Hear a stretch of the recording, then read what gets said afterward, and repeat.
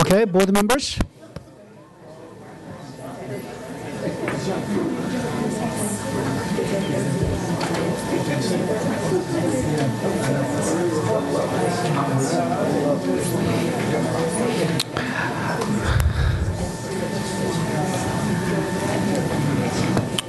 We'll now continue our discussion on master schedule change recommendations, something we've been anxiously waiting for many nights.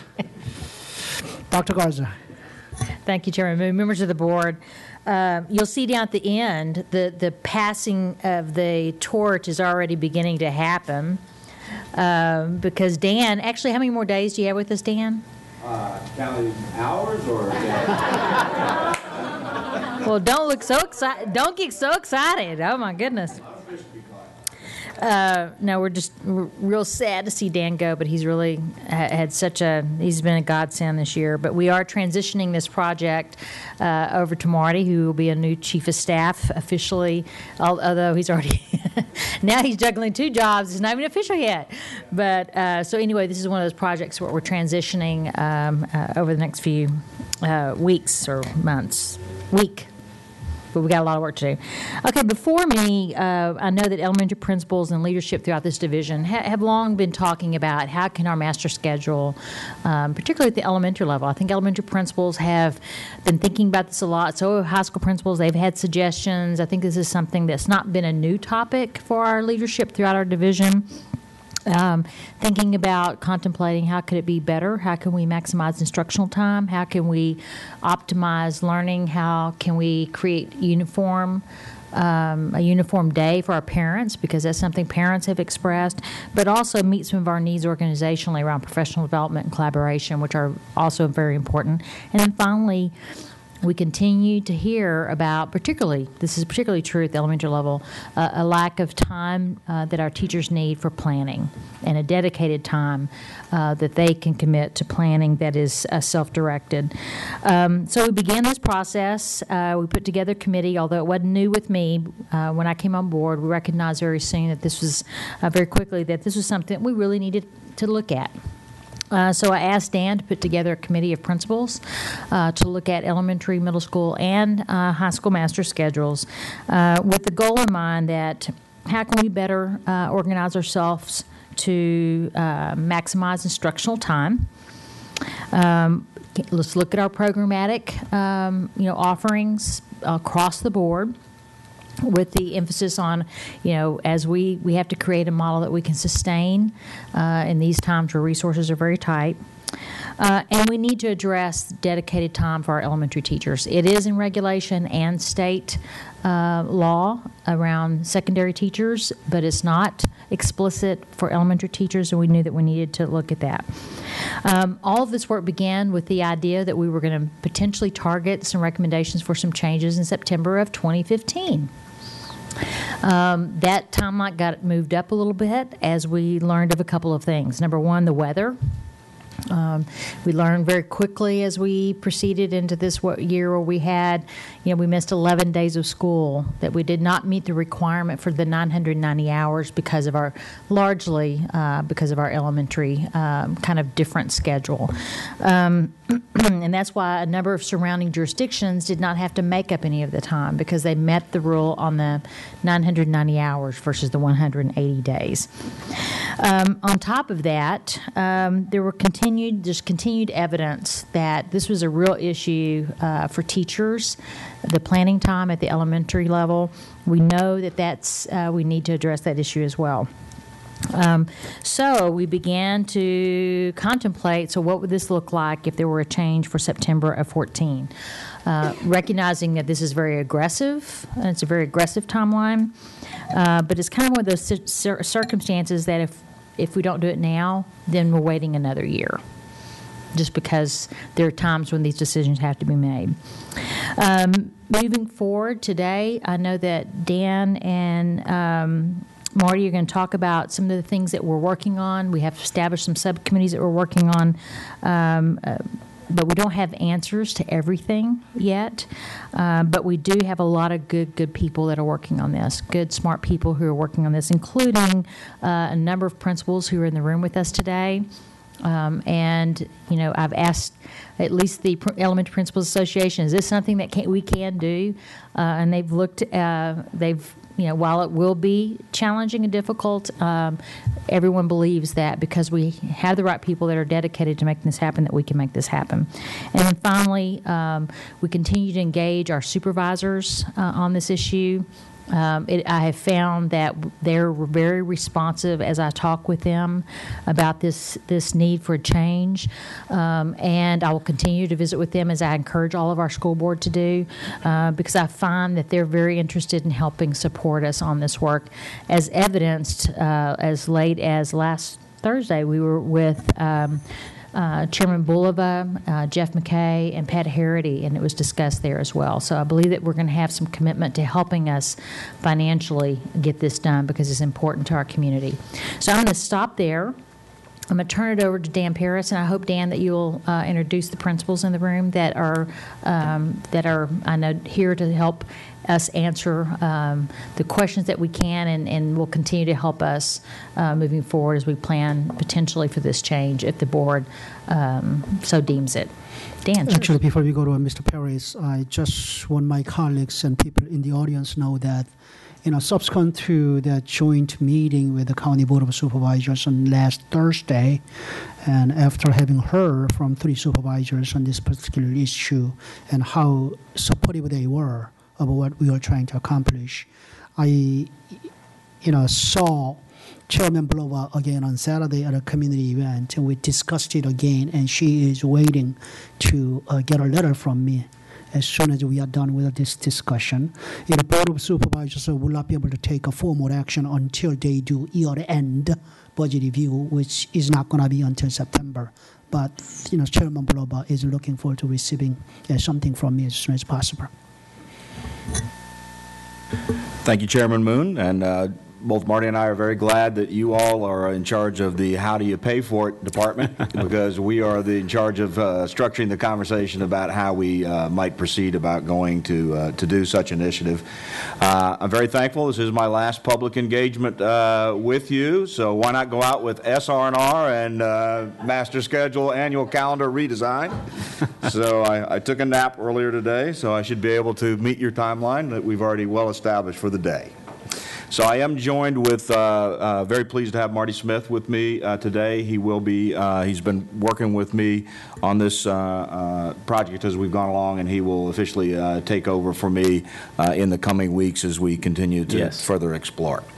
And I also, as any solid strategist would do, if you anticipate getting really hard questions, is you invite other people to help you answer them. So I know we have quite a few principals that are with us, so I'm just going to introduce 2, and then they can call on the rest of their folks as you will. But Marie Lemon, who is the current president of the Elementary Principals Association, and Bob Fuqua, who is the incoming president. And then sitting around them, we have quite a few other people that we'll call on when the questions get really hard. All right, elementary principals and those representing elementary principals. There we go. All right, there you go. So these are some of the folks that have been on our working group. So we did post 2 things for your information today. We posted the PowerPoint that we've used in the past to kind of express some of the nuts and bolts of what we're proposing. And then the current PowerPoint for today, we're focused primarily on changes and things that you had tasked us to go back and look at to see if we could move that work a little bit further along. So the first bullet on this slide, update since last we met. It was very interesting to me. We did have the joint meeting with the Board of Supervisors where we talked about shared priorities with the school system, and that was a topic that came up around this initiative looking at changes to our master schedule and on your calendar. and we did have some initial commitments from the Board of Supervisors to work with us to make this happen, the financial aspects of this happen, which is very exciting. Since last we met, we also went back and had some further discussion. We had talked about last time establishing minimums for team collaboration, something that we could do across all 3 levels. And when last we met, we talked about 90 minutes. We talked about a 75-minute average over a 2-week period, and because that was an extended math problem, which is always challenging for me, we went back and looked at that. Most of the elementary schools are somewhere between 1 60-minute period for collaboration or 2, depending on their need. So in setting a minimum for collaboration, we thought that it would be best to reduce any confusion to go back and establish that minimum time dedication specifically for collaboration to 60 minutes. The reason that's important is because that's a minimum. And that would keep a principal from not having to develop 2 different master schedules. Now, some of our principals are very sophisticated and know how to do that already, and we certainly would encourage that time to be more than 60 minutes per week, but that does require a little bit different nuanced schedule, and so if that can be accomplished at the school level to do more, that's great. So this is really just establishing a minimum. So if the minimum is 60 minutes, you could keep your master schedule the same every day, Monday through Friday. Oh, yes, we would definitely have regulations to support that as a minimum. Right, that's something that we've had from the beginning. Go ahead, Mark. And it's important to know that if you're going to increase that time, that 60-minute time, that you wouldn't touch the teacher-directed time that's built into the schedule. Right. But I do want to emphasize the importance of structured collaborative work to the success of closing the achievement gap and the other student outcomes that we're in pursuit of. So I know that schools are at different places with that 60 minutes would be a minimum, but there are schools, rightfully so, that are building more of that time into their schedule. Also, last time when we talked about that, we had one slide where we were talking about seeking some flexibility, specifically around music programs. There are some schools, depending on their size and other specific things about the composition of their school, that they have been able to program their various music offerings, both in Triple T and those ones that are traditionally pull-outs to work within their school culture. But in the model that we're bringing forward to you today, we are not proposing any changes to the elementary music programs for the coming year and being able to do that. But we just encourage that those places where it's already working, that they be allowed to continue to do that to get some continued efficiencies in that area. So as Karen mentioned, we did, since our last meeting, establish different task force groups to look at various issues that are aligned with making this move. There are 5 of them that we will report out some specifics on today. Transportation and facilities, which is headed up by Jeff Plattenberg.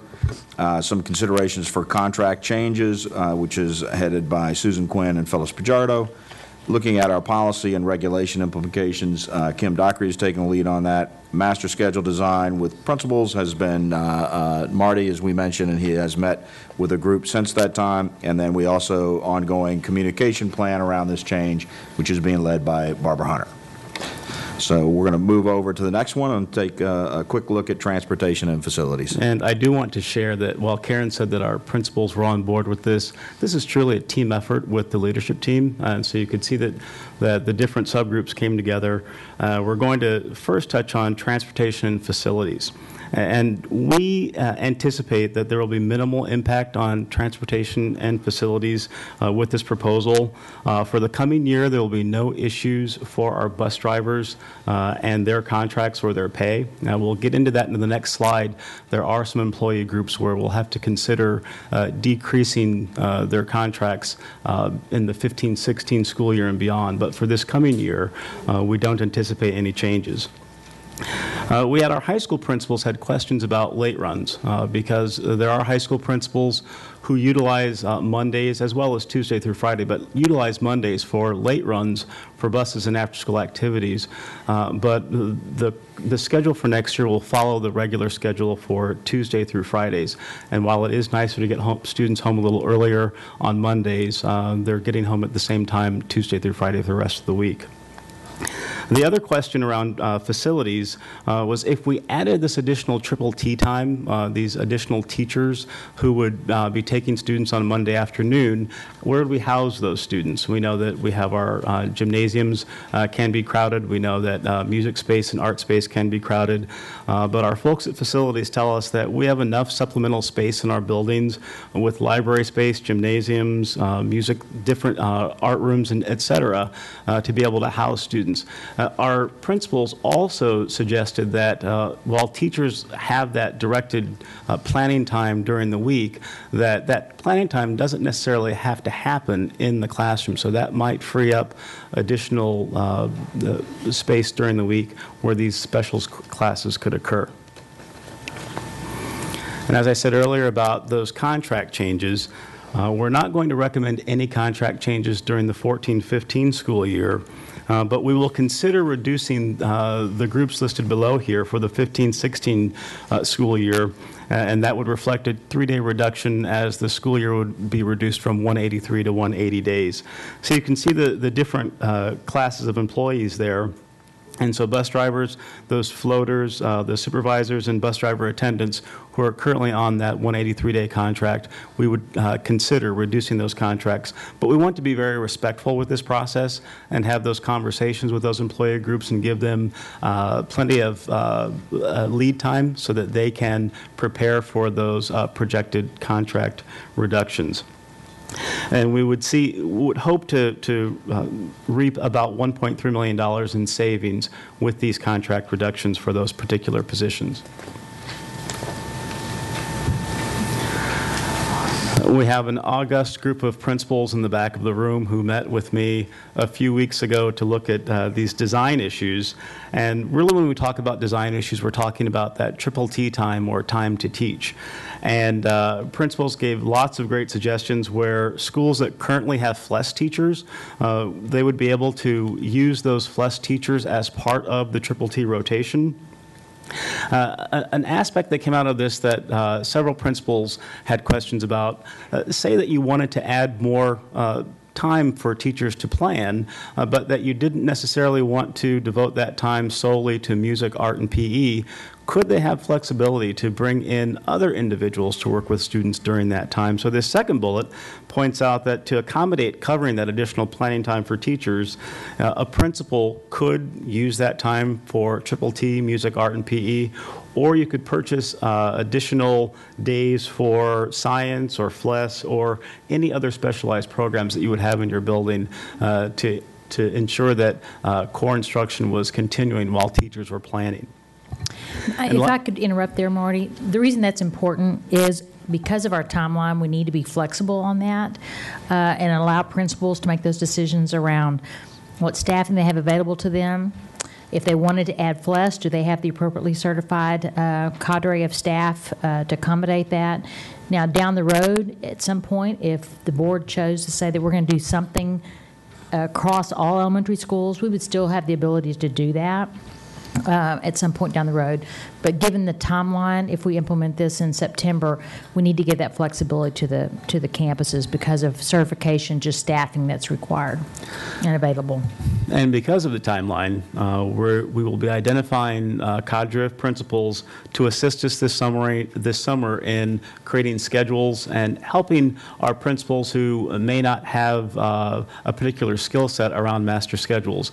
Our principals have strengths in many different areas, but some are more gifted in other areas. I know that we've asked Roger Vanderhei there in the back of the room to support many principals in Cluster 1 with their scheduling needs, and he readily goes out and works very closely with those principals to help them establish their schedule. So we would be pulling together a group of highly skilled principals who could assist other principals in developing those master schedules. Sure. Go ahead. This one's yours. With our proposed regulation changes, we are at this time, we're not recommending any regulation changes for music, art or PE, and we may need to consider flexibility with chorus offerings in the future. And again, as Dr. Garza talks about being able to offer that flexibility for the coming year, that's important. So we would allow principals to take a look at chorus and how it fits into their schedules, and utilize the current regulations that we have for music offerings, and then we'd look at how to see how that would look in the future. Thanks, Marty. And this slide helps us review some of the ground that we covered last time, but I think is very important. We talked about one of the key issues that is a contributor to our working conditions challenges that we have is the inequity that we have across the three levels, elementary, middle, and high, in regards to the way that we're structured at the elementary school and the secondary school around teacher-directed planning time. The current regulation for elementary schools says that teachers will get 6.5 hours over a 2-week rotation of time, not with students. So we do have, in Kim's work with the policy revisions, that we would revise that to offer 240 hours of teacher-directed, or 240 minutes of teacher-directed time each week, which then brings some equity across the three levels from elementary, middle, and high. And remember, that is separate from the time that we're building in for collaboration, which we intend to set the minimum at 60 minutes per week for that, so that when we finish up with our policy work, we will have crafted at least 300 minutes accounted for within the schedule, which would include team collaboration and teacher-directed planning time. Again, I mentioned previously that principals may devote more time to planning if they're able to do so, and we do believe that the changes that we're proposing within the schedule would allow that to occur where needed, and in many schools that is something that's needed to address our student achievement needs. We also talked about using other certified instructional employees to provide planning time. Should be limited and should be in compliance with our current regulations, so we don't believe there's any policy changes that need to be made there, with the exception of one thing that I will discuss on the next slide, which is around substitutes. So one of the reasons that using non-teaching staff to help provide teaching time for core teachers has been a challenge, is because many of those specialists under our current regulations and policies do not qualify for substitute coverage if they should have an unexpected illness. That makes it difficult to plan a schedule if you're trying to add that extra time in, because if you have those things that occur to all of us unexpectedly during the course of the year, that schedule will be disrupted. So we are proposing a change to the substitute regulation, which would allow the use of substitute funds to meet that need, so schools can plan more effectively for that eventuality. And to that end, as we talked about last time, if we have additional days, there's been a lot of discussion about if we switch to this approach of meeting our requirements to the state around 990 hours, are there efficiencies that are built in with days that potentially won't need to be made up? And there are some substitute savings that would occur there. For next year, we are not planning to account for those in our calculations of savings, because we'd like to watch it during the course of the year. We will be spending some additional funds for substitutes so that we can provide these positions to help us run the master schedule, and then we'll have a more accurate report out to you as we go into the following year. But we do believe that the savings that we will experience by switching to this approach will more than meet the demands that are going to be required. So we do believe some efficiencies will be found here, but we're not going to be claiming any of those for our planning into next year. So again, any possession of the master schedule would be used for providing time for teachers will be eligible for a substitute if it is an occasion that's unexpected, like an illness. Those things that are, if you have a professional development or something like that, we believe we can plan and adjust around those. This will be primarily for those things that are unexpected. Our next slide is about faculty meetings, and as a former elementary school principal, that Monday afternoon time, it was important to be able to have that time to reconnect with your staff, and it was important for your staff members to hear the message at the same time and also be able to use that time for professional development. And so with this proposal, principals would have the ability to bank employee contract time during that given week so that they could plan for faculty meetings before or after school. So what it looks like, if school normally gets out at 4:15 and your buses are gone by 4 o'clock, you could tell your teachers to leave with the buses at 4 o'clock when the students leave, and you would then be able to bank 15 minutes of that time. And over a week's period, you could bank up to an hour of time, 60 minutes of time, and then have a staff meeting in that given week.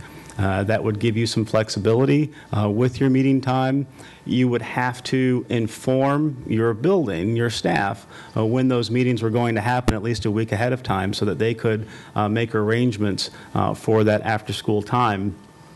We would also encourage principals, and many of our principals have these schedules already, but to certainly have a calendar so that all of those faculty meetings would be listed, and principals would, or that staff would be well aware of when those meetings would occur. The other piece to this is, given that staff would be meeting before or after school, you would ensure that those meetings would be no longer than an hour in length and that they would occur no more than 2 times per month. And again, in talking with our HR expert in the back of the room, Dr. Pajardo, she says that it's important to remember that that time could be banked in that given week. If you were going to have an hour meeting that week, you could give that time back during a given week. Lastly, principals would still need the flexibility to call and schedule emergency meetings should they arise. And I know that there were times when I would do stand-up meetings in the library at the end of the day, and we just can't anticipate what those needs might be, but we would have to provide that flexibility for principals.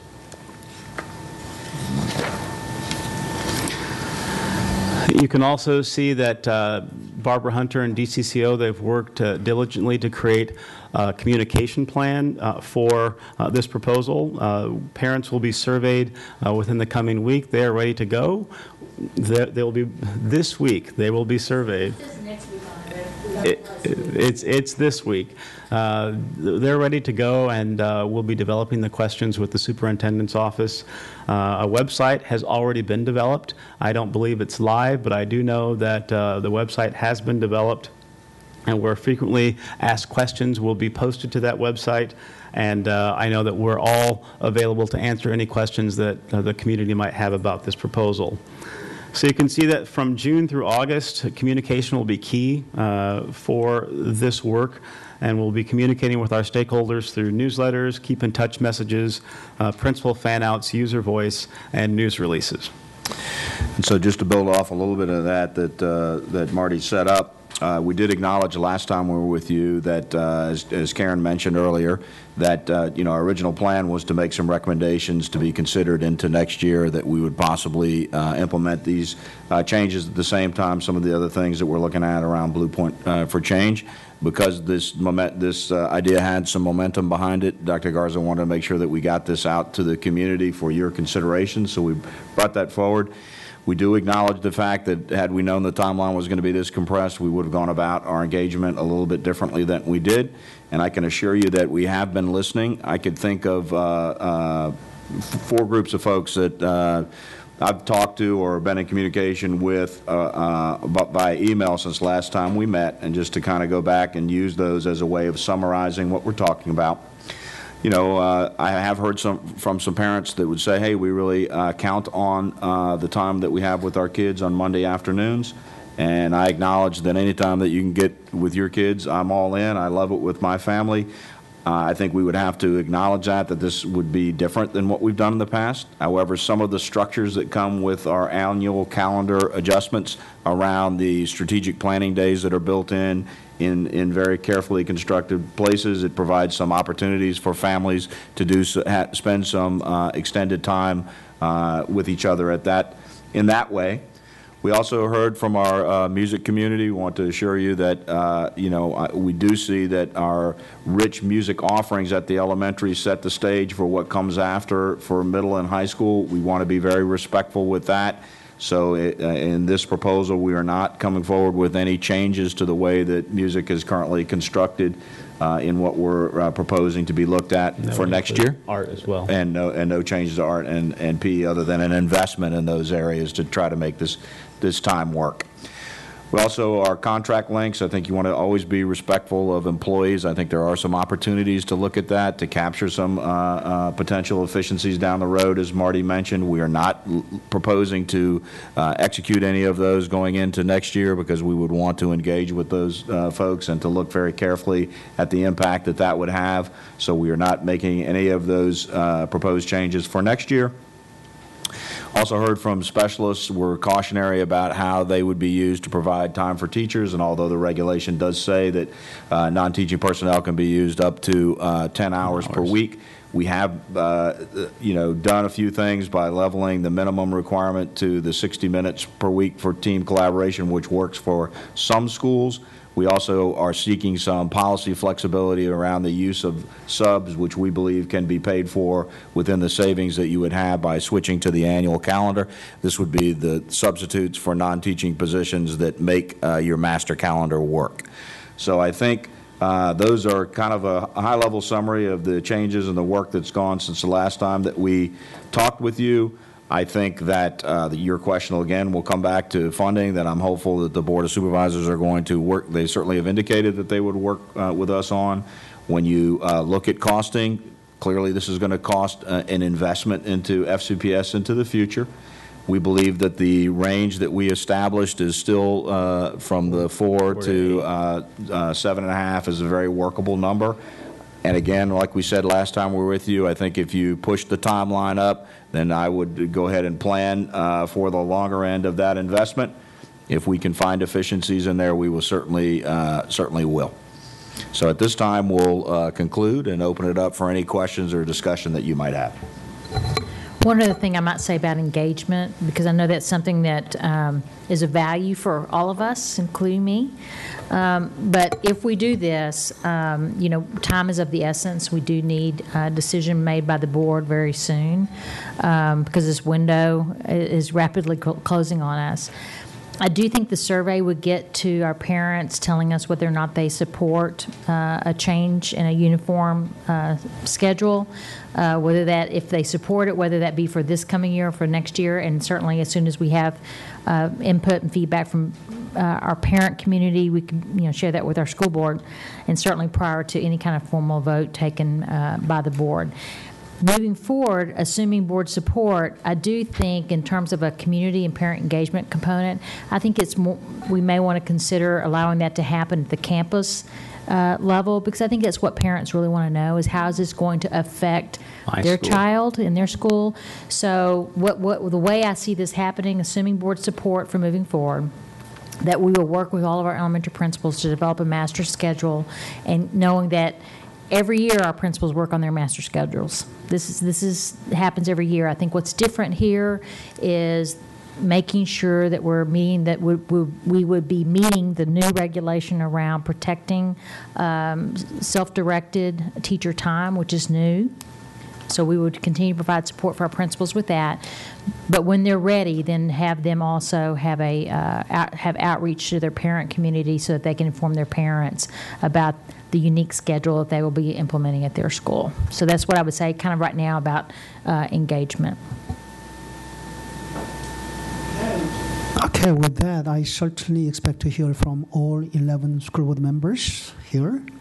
That I'm not going to limit the entire amount of time for discussion, but for the first round, maybe limit to 5 to 6 minutes at a time. But until we're gonna continue doing it until we are all done with questions and comments and etc. But by the end of work session today, I want to be able to see whether we can give much clearer guidance to step on which direction we want to head to. All right,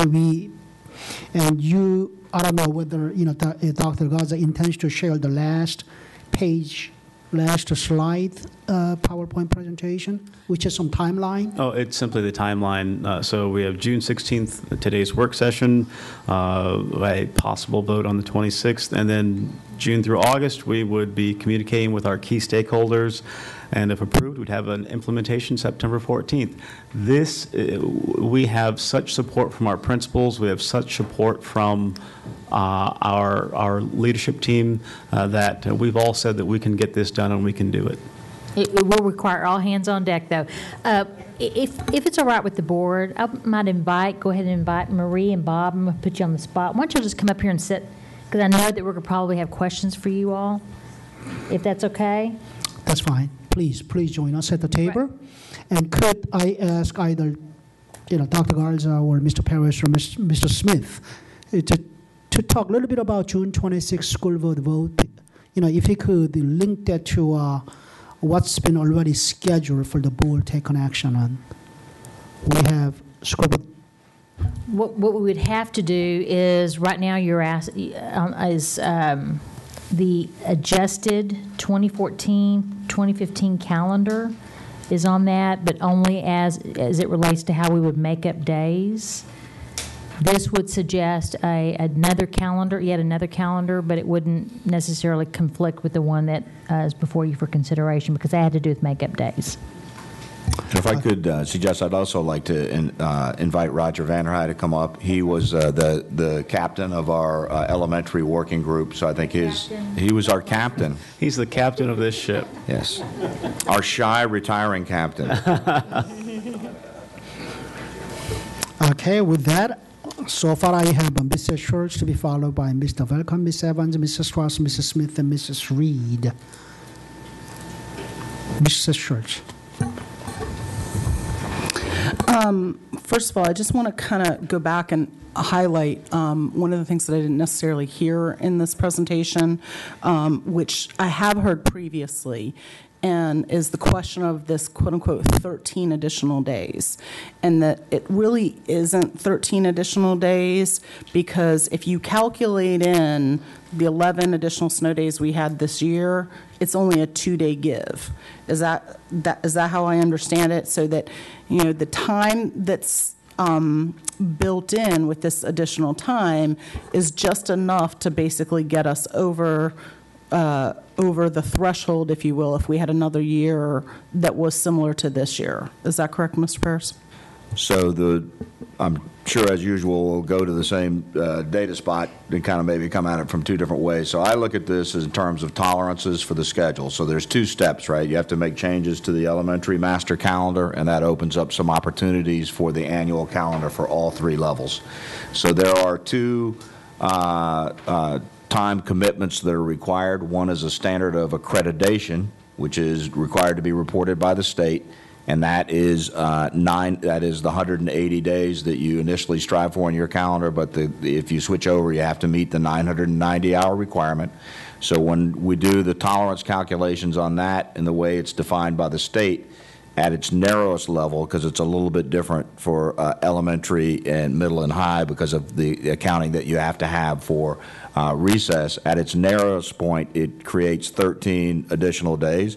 And if you remember our last conversation, the last 30 years of snow day history in Fairfax, 11 is the number that is the highest that we've had during the course of that time.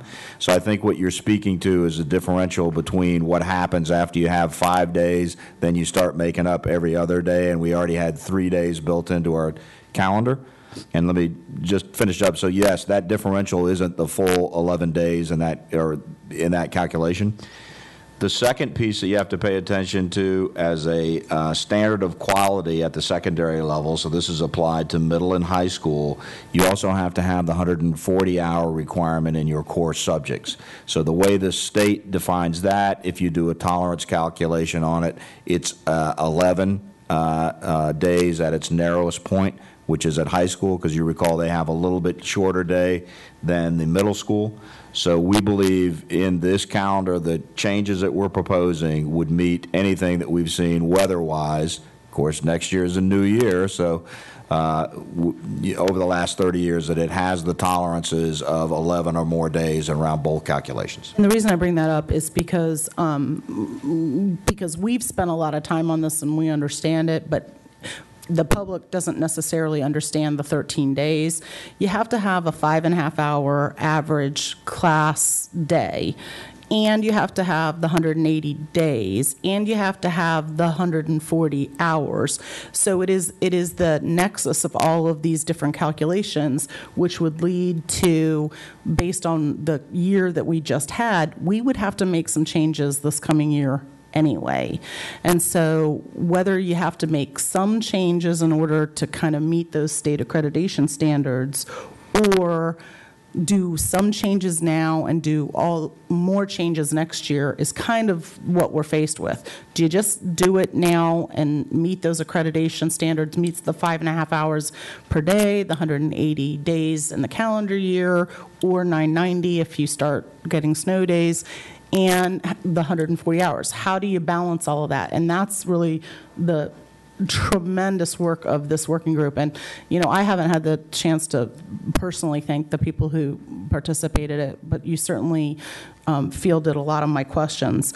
The other thing is this nuance of FCPS not being able to start school when it wants to because of the King's Dominion waiver. And I have had some emails that have said, well, then I'm just not going to go to King's Dominion anymore. It's not, just to document, yes, they're part of the tourism industry and the hospitality industry that feeds, the support of this that came in the 80s.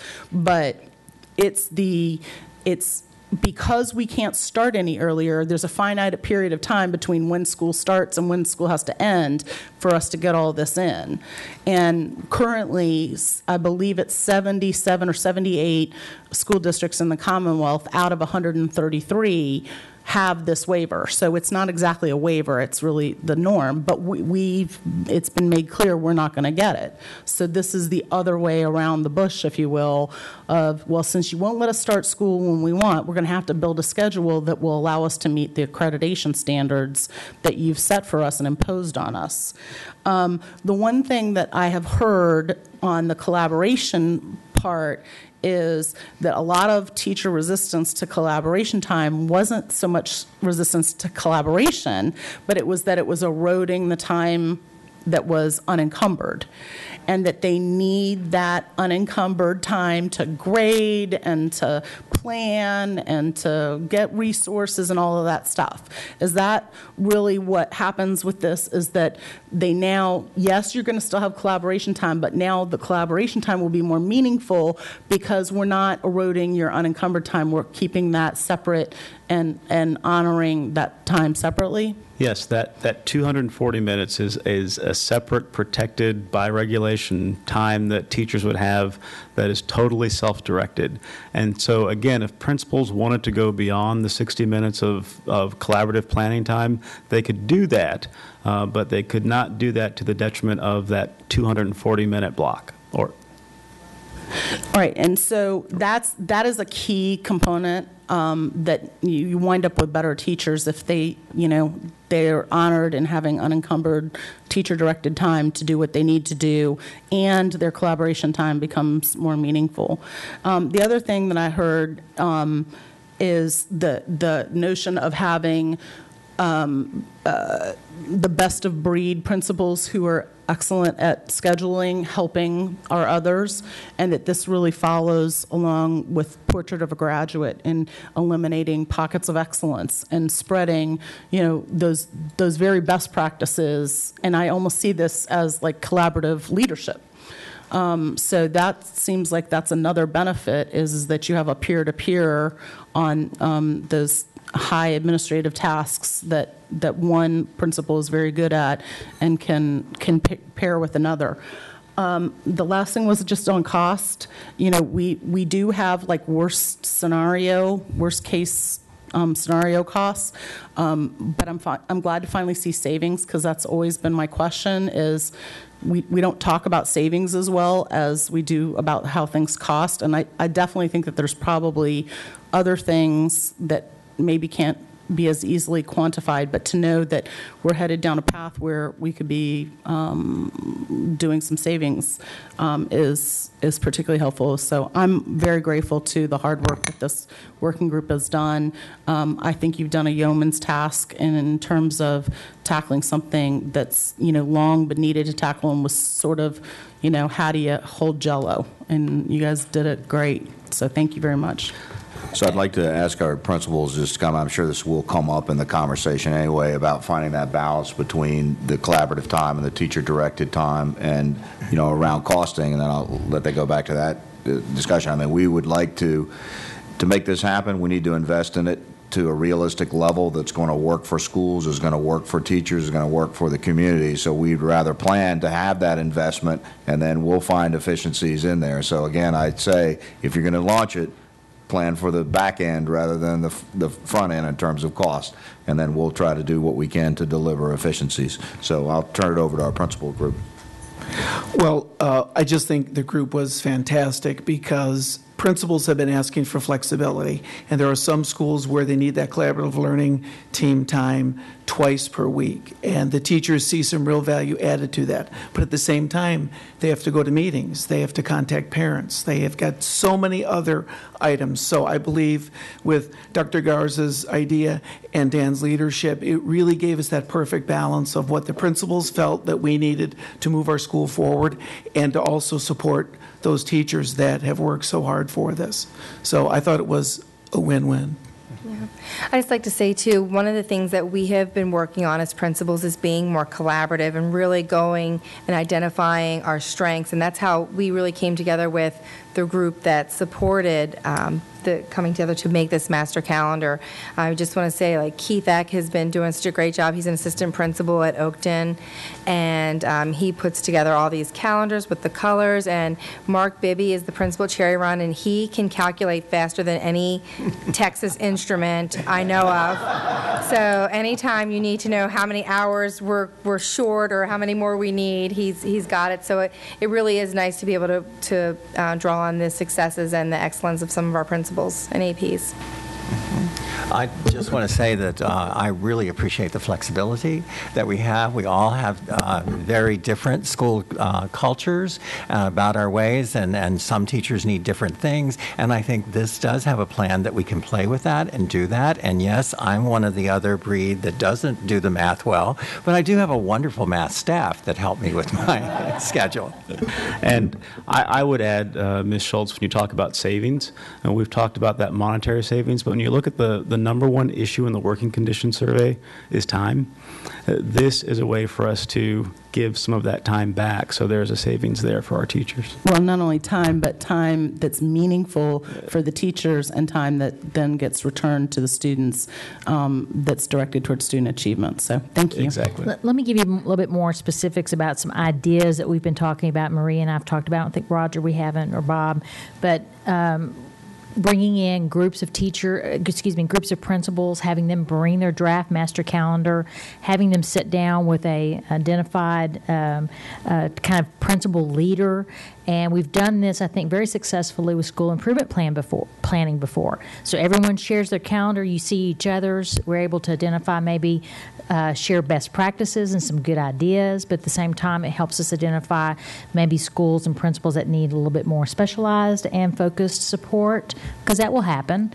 But this is our way of touching in a pretty efficient way, touching every school in the division. And so that's kind of what we've been thinking about in terms of a process. And we also know that the master schedule isn't created in a vacuum, that in several of our schools it's very teacher-driven, where groups of teachers come in and work very closely with the administration. So we want to include that voice in this process as well.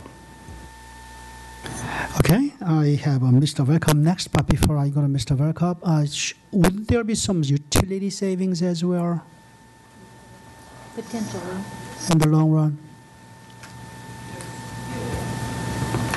There's a fuel savings. Right, so there are fuel costs that we estimated $50,000. But again, going into this, so some of these things we don't specifically know, so I wouldn't want to claim them until we have experienced it and we know exactly what the end. Okay. But unless there's other things Ms. Quinn could come up with? later. All right, with that, Mr. Velkup. My school board experience with the Monday issue began 3 years ago when I was going door to door, and parents would say, well, can you do something about, the fact that I have to do something with my kids on Mondays? And, I knew at least that we needed that time for teachers to do planning and so forth. So then, Mr. Paris, when you presented this a couple of weeks ago, I had a work commitment, so I wasn't able to be here, but I did go back and watch the presentation. And I guess I want to share some of my enthusiasms and fears and ask you all to help calm my fears. So who would have thought that merely by making Monday the same length of time as the other days, that we would get foreign language in all the schools, more recess, and more time for teachers? I mean, you hit the trifecta. I mean, it's astounding. It really is astounding. At the same time, as I was watching the other work session, I had a lot of fears too, because my fears were not about the plan. My fears were about rolling it out in 2014. And I thought, have we forgotten some lessons that we've learned, like the rollout of the teacher evaluations in 2012, the online textbooks, was that that was the fall of 2012, and the AAP center expansion, and then I think I nearly had a heart attack when I think I heard this was going to be paid for by one-time money for recurring expenses. And I thought, when the Board of Supervisors hear that, they're going to put us in a rowboat and cast us adrift in the middle of the Atlantic Ocean. Now, that last fear, I think that was addressed by Chairman Bolova and repeated by Chairman Moon, so I think I'm okay with that one. But regarding just the potential haste of carrying this out, are there any general comments that you can make to Yes. calm me down? If any of you know Spring Hill, it's a very active community, and we have almost 1,000 students. And when I was just mentioning this to our parent-teacher organization, I was talking about the new calendar and some of the days, they said, Roger, stop right there. You had us at all-day Monday. So they really see the value added to adding the Monday. We see that it gives us more instructional time. And the parents, there are a few, as Dan mentioned, there are a few, they like to take their children to the museums and certain things on Mondays, but the overwhelming support has been for this. And I would just So like, recently, I heard Roger say that his glass is not half full, it runneth over. So I hear what you talk about with your fears, right? And I think anytime you make some change, I'll be very honest and upfront. There'll be things you have to work through, right? So in doing this, you do have some gains. You would have intact instructional blocks in the core. We'd have to work through the Triple T investment. There's very cautionary that if you push that up, if you have more protracted engagement around it, you could eliminate some of those things up front. If you want it to happen, I think the organization believes it could happen, right? But I would not, and as much as I want it to go well, and I'm always, I would want us to move forward and do things that we think are good for kids and good for families, which ultimately I think this will be. But there will be some rough spots in the road, and if we could have done this with more engagement to eliminate those, we would have. But there will be some, and you've characterized them very well. Sorry, Marie, go ahead. I just wanted to add that one of the things that Dr. Garza and the leadership team has promised teachers and principals over this past year is no new initiatives, and they've really held tight to that, and we're really greatly appreciative. And in this situation, the elementary school principals have really wanted a change like this for around 6 years, and this year, in October, as we were talking about things that we'd like to advocate for, this is something that our organization did a full principal poll, and we had over 80% of our members saying we are really for full-day Mondays as long as it supports teacher planning. So this model really does support teacher planning, and it gets our kids the full-day Monday. So principals have been behind this for a long time. And I'd also like to talk about our staffs. 5 years ago, I would never think we would try to take the Mondays away and it would be so agreeable. But as the collaboration that has come from the team meetings and all of those things and how important that has become to us and become to our parents too, and intervention blocks and all of those things, we need more time during the day, and the Monday is the time to get it, as long as we do have the planning period available to everybody. So I think it's really grown with us, and I think this is a good time for it. We've talked a lot about it. What are we going to do more? All right, we may be ready for other things, but I think we can do it. So I have one quick question, and that has to do with the all-county chorus rehearsals. Has that been addressed, or is this something that we have? Because my understanding was that the time on Monday was used for those rehearsals. Yep, and I think those are, I think when we looked at not changing the way that the music programs are orchestrated during the day, you do have some systems impact like that. I mean, that's a fabulous program. We would certainly want to invest and find a way to make that work. Don't have a direct answer for how we would do that right now, but it's something that is on our priority list to figure out. Okay, thank you. Mr. Moon, I heard something about Labor Day, and I'm going to leave that comment until the next round. Okay, thank you. I have Ms. Evans to be followed by Mrs. Strauss and Mrs. Smith and Mrs. Reed and Mr. Narcofax. Thank you. Thank you for all your excellent work on this. I have a few very specific questions, and you may have almost answered some of them on the music offerings.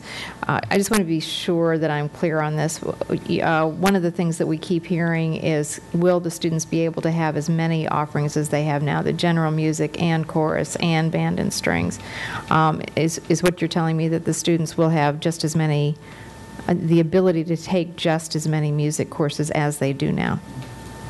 So we'll do two things. We're not planning to change any of the policy around how that's delivered right now, but we did say, and I'll let some of my colleagues comment that actually do this work. There are schools that have worked this in based on their school culture and the support of their community about how to make that work.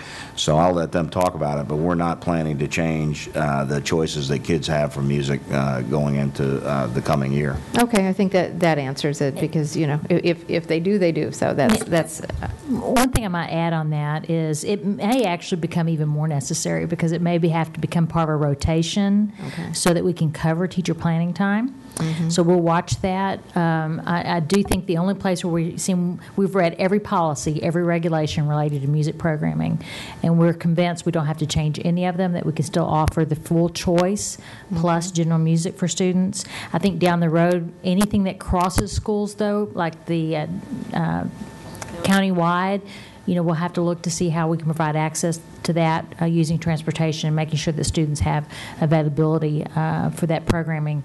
And then I was going to say something else, and I just lost my train of thought. It only happens to me, Roger. It doesn't happen to you. Well, you can break right in when you think of it, okay? Well, and we see this as where it would actually increase the music time, because currently at Spring Hill, our 6th, 5th, 4th, and 3rd grade teachers, they have the common planning for 60 minutes Monday through Friday. Mm-hmm. But the primary grades, kinder, first, and second, do not, because of the short Monday. So they will have that actually expanded time. So they're very excited that we're actually going to provide more music and possibly more PE for those younger children because of this extended time. So we think it would be an expansion. I remembered it. Oh, good. Go I ahead. do think we have identified something that we need to accomplish, though, and we need to allocate that staffing by pyramid and or region.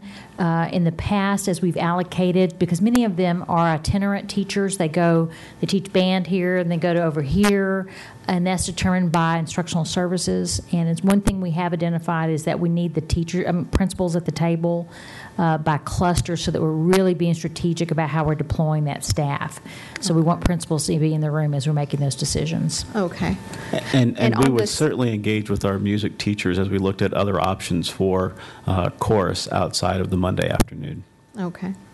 Well, and then also on specialists and the specialists' planning time. For example, I talked to an art teacher who's the only art teacher at her school, and she said, I'm not seeing any planning time for me. In fact, I'm not even seeing lunch. So can we reassure the specialists that they will first of all, get lunch. I think, well, for example, so By regulation, they would be getting the same amount of planning time that our other core teachers would be getting. So for somebody who's one art teacher at a school, then that's where some of our money is being spent then. Is that right? That there would be another half an art teacher added to that school? Is that how that's being accomplished? It could be art, it could be science, it could be an additional FLES teacher. So there are a variety of options to possibly add additional support to provide not only planning time for classroom teachers, but that planning time for our specialist teachers as well. Okay, so they will get as much. I think that's important for us to be reassuring them. And, you know, I hope that as you move forward, you're also going to be involving individual teachers on the implementation. I know, you know, if in an ideal world that would have happened already, but, you know, I think that's an important piece because, you know, they're the folks in the middle of it. And then just lastly, on the calendar, with the days that are being added for student holidays, I want to be clear on what the added days are. If we could go to that slide. Okay, I'd have to pull up the last PowerPoint we used, but go ahead, ask your question. I'll see Well, if so I can do it. for version A, because I think that the public needs, if we're going to do this very quickly, the public needs to get these dates on their calendars. And one question I'm going to ask, and maybe Mr. Moon's going to say this is what we're going to decide. You've got a version A and a version B. If we're going to vote on this on June 26th, we need to know which of these calendars we're voting on. Right, so is that something you're going to discuss today, which calendar to vote on? I was not planning on discussing that one, but that's depending upon where the discussion goes Okay. today. All right. That's something staff could make certain recommendation to us. Because I'm looking at on slide 17 of the original presentation. If I'm reading this right, we've added October 14th, February 2nd, April 6th, and May 4th. Is that correct? Have we added those as student holidays? Is that right? That would be correct. Okay. And then in B, we would, so 4. So we would need to make sure the public knew that we had 4 more student holidays. Okay. And then version B would be a different holiday. So I just wanted to be sure I was clear on that. So I do think we need to discuss which calendar we're going to vote on if we're going to do this. Thank you very much. Thank you. So just one addition to that, because as you know, we talk about further engagement to work through some of the nuances of doing this. Version A was the first one that we came forward because it had taken strategic planning throughout kind of spaced it out through the whole year. And then we had one around on that calendar. If you're looking at it, it has division-wide in-service days for training. And then they have teacher-directed work days. So that 3rd and the 4th, one of the things we've worked through recently is we may have to flip it, right, because that's an election day, right? So that would have, you know, we may have to just reverse the day, reverse what occurs on which day. Doesn't really upset the calendar, but some of this stuff you try to anticipate as much as you can. We had a whole group look at it, and recently somebody pointed that out to us. We certainly would make those adjustments, and if we bring something forward for a vote, we would have those changes rectified to the best of our current knowledge right now. All right. Thank you very much. I have Mr. Strauss. Okay, thank you all very much. This is, on the one hand, very exciting. We knew this was going to come at some point. We needed to go down this road. Clearly, this proposal speaks to the working condition survey, and we know how desperately, particularly our elementary teachers, need more time for self-directed planning as well as collaborative planning, because what we were doing was just sinking the ship. So this satisfies that. We're all frustrated with the weather. This fixes that. So there are many, many win-wins, and I think from when this was, when Mr. Paris presented to us very quickly, when was it, a week ago? 2 weeks ago. The question is, can we do this by the fall? And I think that that's kind of where we're listening. And I'm becoming more optimistic that, as I know some people here very, very well that I know can do it and pull us all along. Roger, I think you and I started talking about this last fall, I think, yes.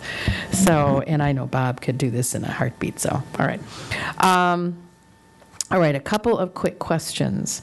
When we talk about, first of all, do we still build in snow days, makeup days with this? So our division counsel's interpretation of what we have within the state regulation is that we have to start with a 180-day base calendar in the standard year, which we do. Okay. And then if we lose time to inclement weather, then we would switch over to the 990 methodology for meeting the requirement.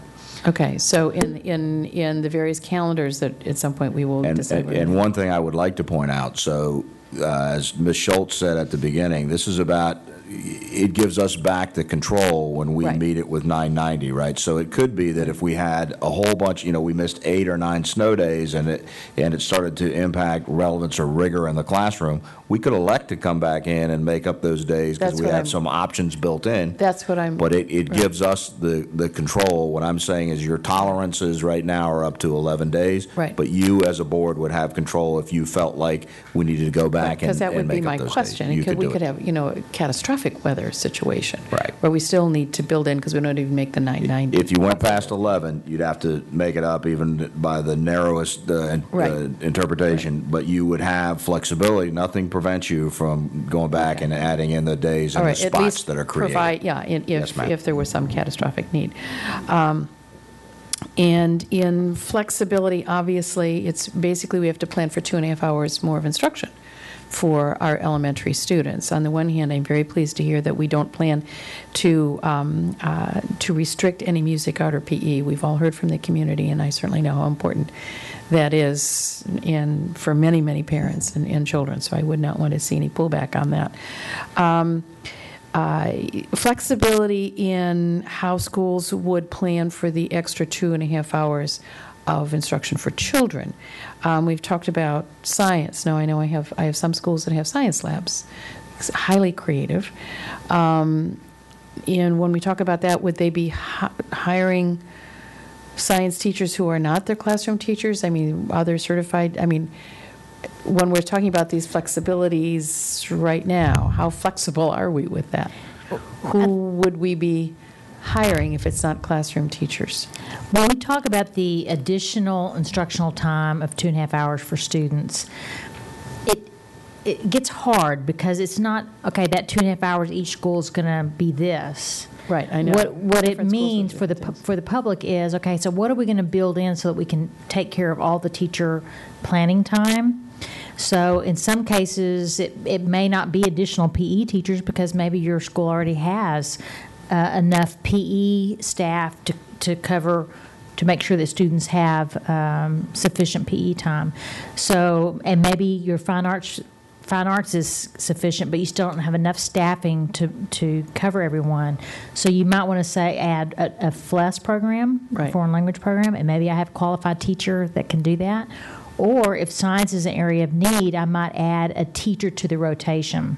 I see. Okay. Does that make sense? Yeah. And these Yes, I guys do can have- probably explain it Right. better.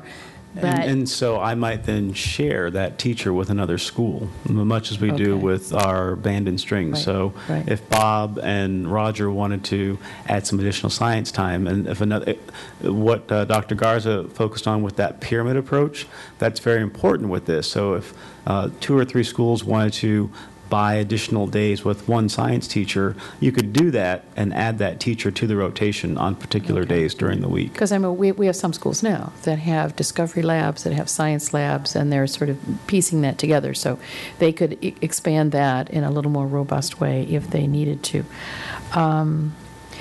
In the presentation, you talked about 48 minutes per day of guaranteed teacher individual planning time, not collaborative. And when I'm looking at the Spring Hill. Doesn't say that. Well, I recognized it, Roger. Because it says Panther Pride time. But you're looking at increments of 60 minutes, 20 minutes, 30 minutes, 40 minutes, 60 minutes. And then I'm wondering, when you're talking about 48 minutes of unencumbered individual teacher planning time, how does that work? So that's if you take the 240 and break that down to a daily increment. But we know that nothing works out in No, those perfect there's little nothing 48 minutes. packages. So Right. you then look at that time during the course of the week. So Okay. we would be ensuring that teachers would have 240 minutes of teacher-directed time during the week, During the and 60 minutes of time during the week for Okay. collaboration time. Right, right. But that we might not be able to do that all in perfect increments. Okay, right. So in other words, we're not really, because I couldn't see how you would ever do a 48-minute. So, for example, with Spring Hill, they would have 60 minutes, 5 days per week, that's 300 minutes. Right. And then 240 minutes of that would be for teacher-directed time. Okay. And then 60 minutes would be for principal time with the collaborative learning teams. Now, if I wanted to add more time, then I would add that somewhere else. Maybe 30 minutes one week and 30 minutes another week for extra collaborative time. Okay. And provide it that way. Right. By sharing staff or doing whatever we felt. Or, as Dr. Garza said, we have an extra PE Right. teacher on a Thursday. We could do it that way. Okay, yeah, but I'm In speaking to the equity question, because the math has to work, right? I mean, Right. you'll have people that'll ask those questions, and there are several of them sitting in look the at the audience minutes. today, right? So if you are right now, the way the regulation reads, it says that an elementary teacher has 6.5 hours of time not with students. That's over a 2-week rotation. That is a pretty wide definition. If have been a middle school principal, and for a short time an elementary principal, but as a middle school principal, my teacher's got a period. And our average period at the middle school is somewhere between 46 to 52 minutes, right? So if you take 240 and divide it by 5, it does come out to the 48 minutes. Okay, that's how you got And the to go back to the policy question, because I know that'll come up, our policies are written differently for specialists and core teachers, right? So we are talking about time not with students, that we would define that as teacher-directed time and collaborative time. And then the way the specialist is written, it's like a certain number of hours that they can work with kids during the week. So the policies are different, but what we're suggesting is that what we're proposing to implement would not change the policy, that we would make an investment that would allow us to have those same parameters in place Okay. for the coming year. Thank you. But I recognize this as something familiar, so I'm not going to see 45 minutes and 42 and a half minutes and 60, whatever. Okay. Other question is school-age childcare from the county's perspective. And again, we were all very, very pleased to begin to hear from the Board of Supervisors that they not only support us going ahead and doing this in the fall, but they may be able to help fund it, because that's been a huge issue. School-age childcare, this obviously decreases the need by 2.5 hours per week in every school. So I would imagine that would be a part of the discussion with the Board of Supervisors, because it would be decreased staffing that they would need. You will save county money as well. Exactly, and we could, that would help us on our side. Have I answered? I think I've answered all the questions you're talking about. In substitute for, in other words, people that there would be substitute pay for people who were ill. It would be music, art, PE, if you had FLES, if you had the people who are actually teaching the full block that was providing the planning time, right?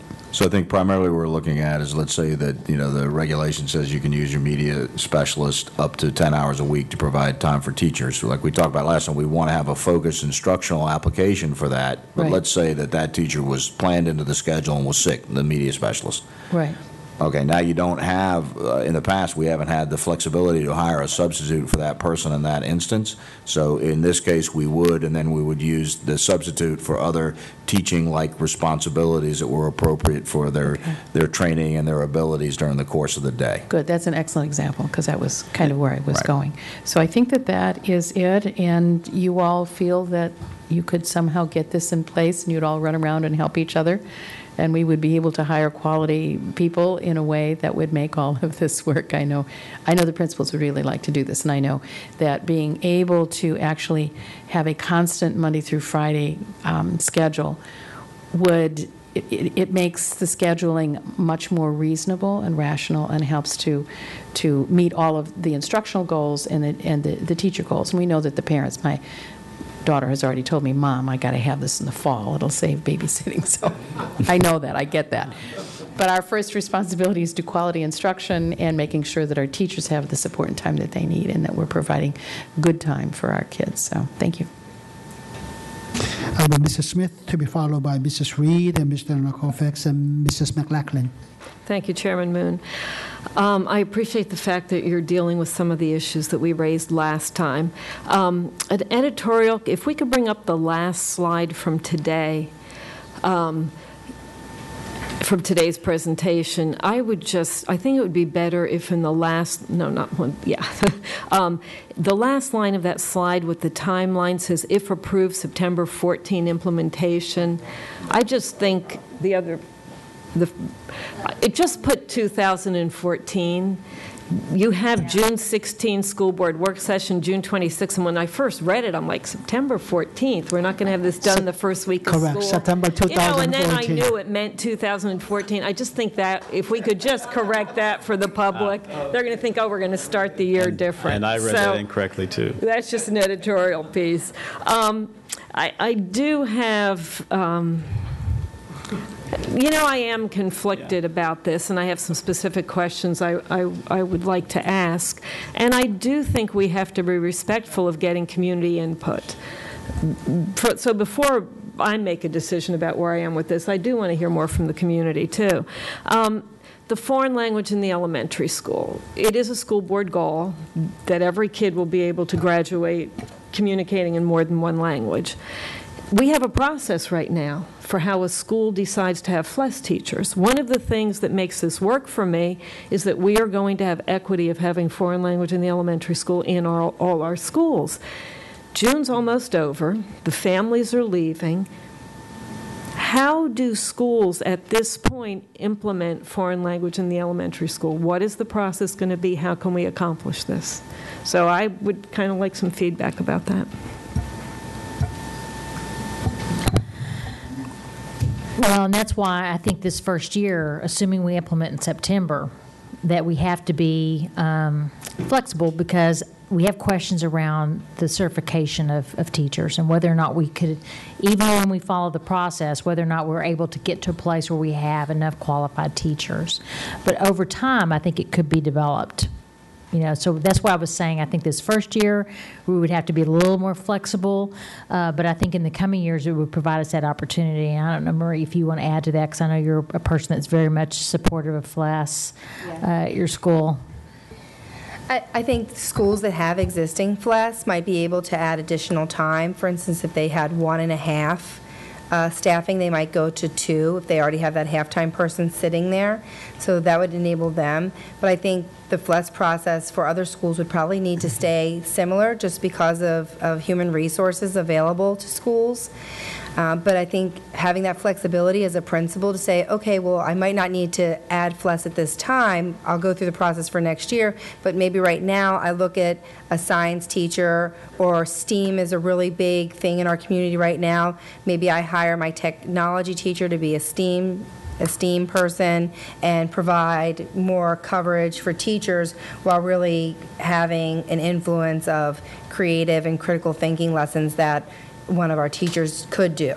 So then you're really just pulling from teachers with an elementary certification, which there tends to be enough human resources to provide those kind of positions. So my expectation should be that there will be no elementary schools that add FLES for next year. Correct. Well, so you could, if it were a community decision, but we're not looking to add FLES as part of, so we're not looking to add FLES to all of our elementary schools as part of this proposed change. So that puts me in the, I have more trouble supporting this because 2 reasons. I believe that FLES is one of our goals. I believe that that's one of the things that makes this work. So I was kind of hoping, and I think it has to be magic. I don't see how it can work when you have a process to involve the community in choosing the language. And then it makes it harder for me to accept this because once you bring something in for a year, It is hard to pull that and put something else in. So as much as I think some of these other things are important, to me, FLES is something we said every kid.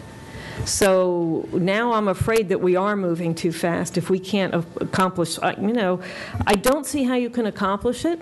I was hoping maybe 10 or 20 schools might be able to do it, but I don't see how that works when you can't have the community engagement to get there. So, I mean, I would say, and it's not my decision, I don't know how many schools are in the pipeline for FLES right now, because I know I went through 6 years ago and then again last year.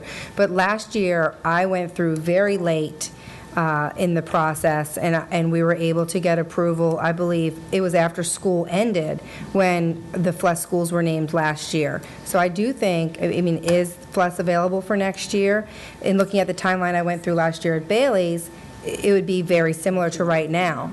So if there are schools that are in the pipeline and there's time for those community engagements, I think that's a possibility. Yeah, and I think the reason why it was late in previous years is because I think it was about always budget. dedication of resource, right? So I do think that it's possible that while it won't be ideal, Ms. Smith, no doubt it won't be ideal this year, I think there are ways that we could add foreign language in some schools that have some passion around a certain language. They have the ability to mobilize their school community around it. My only caveat is certification. So I don't want to create conditions where everyone thinks every school is going to have FLES. I do think under certain circumstances with certain school communities that's very possible. In addition to that, I think it is very possible for us to down the road, because these in many cases will be one-year contracts. One-year contract. So, and Ms. Smith, I get your point. Once we do something, it's hard to take it back. However, I would tell you, as having been a former elementary principal, my schedule looked different every year. And so I still think there will be an opportunity down the road for us to say, if we want to expand FLES division-wide, to do that. I don't think this locks us in forever, just my opinion. What do we know what the timeline will be for the board to get feedback from the community survey? I hope to get it out this week, and so if in fact there's enough turnaround time, I will guarantee that you will get it well in advance of the next board meeting, which I think is the 26th. Is that correct? Yes. I will make certain you have that in your hands and at your disposal well before the board meeting happens, because I know you want to know that. I kind of asked this question, and I think the answer wasn't specific enough. The comparison of the core time spent right now in reading, math, social studies, science in the current year calendar to if we approve this calendar, is there any difference in the minutes that the kids will get in those core subjects? So I think what happens in many schools on Monday is you have a truncated block that occurs. So when you look at making up the delta of the time on Monday, that would be a combination of guaranteed the recess time to 20 minutes, which we talked about in the previous slide. You also have the intact core blocks, so there would be some additional instructional time that would go in there, which you're taking care of by dedicating time for teacher planning and collaboration built into it. As we go through, and an additional investment in Triple T or whatever the methodology that you would use to make up that time. So the combination of those three things. So yes, I do believe there'll be some additional instructional time built into it for the course. I think that's the hardest thing to get my head around, because when we first talked about this, we talked about the 2.5 hours for Monday being built into more planning time for teachers. So then I don't see that related to core instructional time for students. So it's kind of hard to feed that in my mind. And whereas I don't think we can, thank you, I don't think we can actually measure it right now, but I believe, and Roger and Bob jump in, I think we're going to gain a lot of efficiencies in just not having so many transitions. So instead of making 2 30-minute science lessons, now I can make an hour science lesson. So now I'm cutting down on the passing out of materials and the collecting. And at elementary time, that eats at I mean, if you can just imagine trying to pass out materials to kindergartners, that eats a lot of your time. And the prep for that as well, for science. Right. For me, it won't change. I have FLES, and so if I turn those, and my teachers have agreed that they will not ask the homeroom teachers to stay there, so then I have the 45-minute blocks 5 times, so I've got it right there, the minimum right now, but something to build with. Thank you. I am confused about what's currently on our agenda for the June 26th meeting with banking the day in the calendar compared to if we vote on this calendar. So my thinking was we just wouldn't have that agenda item. So that's what would happen? It would be no longer the need to bank that day, and that would be a valuable professional development day that we would not want to sacrifice or give up if there's no need to do that, and it would not be necessary then. So we would pull that agenda That's item, and it would be replaced with this Yes, one. ma'am. Mrs. Smith, after having heard, Miss Evans' comment on the calendar, depending upon how discussion goes, we may need to visit that 2 different calendars the staff had shared with us, because if you want to vote, we need to know which one should be a action item. So I have one last comment, and I don't necessarily need an answer. It is hard in my mind to think of how many days you would not have to make up, even though I know we're going for the minutes, when I think about days in school with kids. So part of me was surprised that we still didn't build in a 183-day calendar, to just have a few days that we would make up and just go to the hours.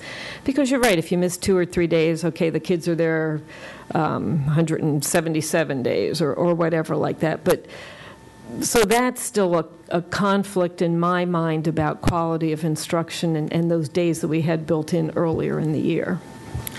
So I think the thinking with that, when you look at our comparison of what we do traditionally in the United States with what other countries that we're compared to, is that they do a lot more investment in teacher preparation for rigor and relevance around their lessons. So what the trade-off in there is that you're investing those days into strategic planning days and time for teachers, which I'm confident if that's used purposefully would be returned in more rigorous and relevant lessons, which I think ultimately would serve your kids well. But I will say that this is who has the control if you move to this. There may well be that this board engages it if we have significant weather events like we have. We could go back. There are ways to capture those later on in the year around those strategic planning days if we felt as a community that was in the best interest of kids. And I think we would do it. And to add to that, assuming we're going to move forward, we would go back and look at the calendar, I think, in here, not the calendar that's posted for your consideration. And I think we would be recommending that should we have so many days of inclement weather where we have to miss school, that we would still make them up. We would never have to go beyond the end of the announced and advertised calendar. But without having any bad weather, this does extend the instructional time that our students have. I mean, this does extend instructional time. So I think we need to first and foremost make sure that our public understands that. But I think we will have to think about whether or not we still designate some days as makeup days, because we would still want to do that if we have those. It's just we would never find ourselves in a situation where we're having to go 3 days outside the advertised last day of school. Probably ever. Okay. I have Mrs. Reed to be followed by Mr. Narcofax. Thank you, Chairman Moon. This is one of those opportunities where I think you all have to be applauded for the work that you've done, and it's very good, and it's at least we're at a point now where we have some real substantive things to really talk about. And so I have some questions that haven't been asked to date. I'm not sure who to direct them to. The first one probably is Dr. Garza, and that is with the cost estimated between $4 and $7.6 million. Where would we get that money?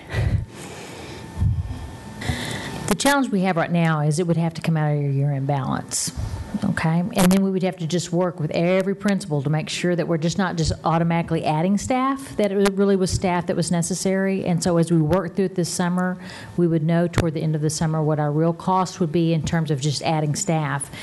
What the real savings throughout the year would be, I think we would just have to measure that over time.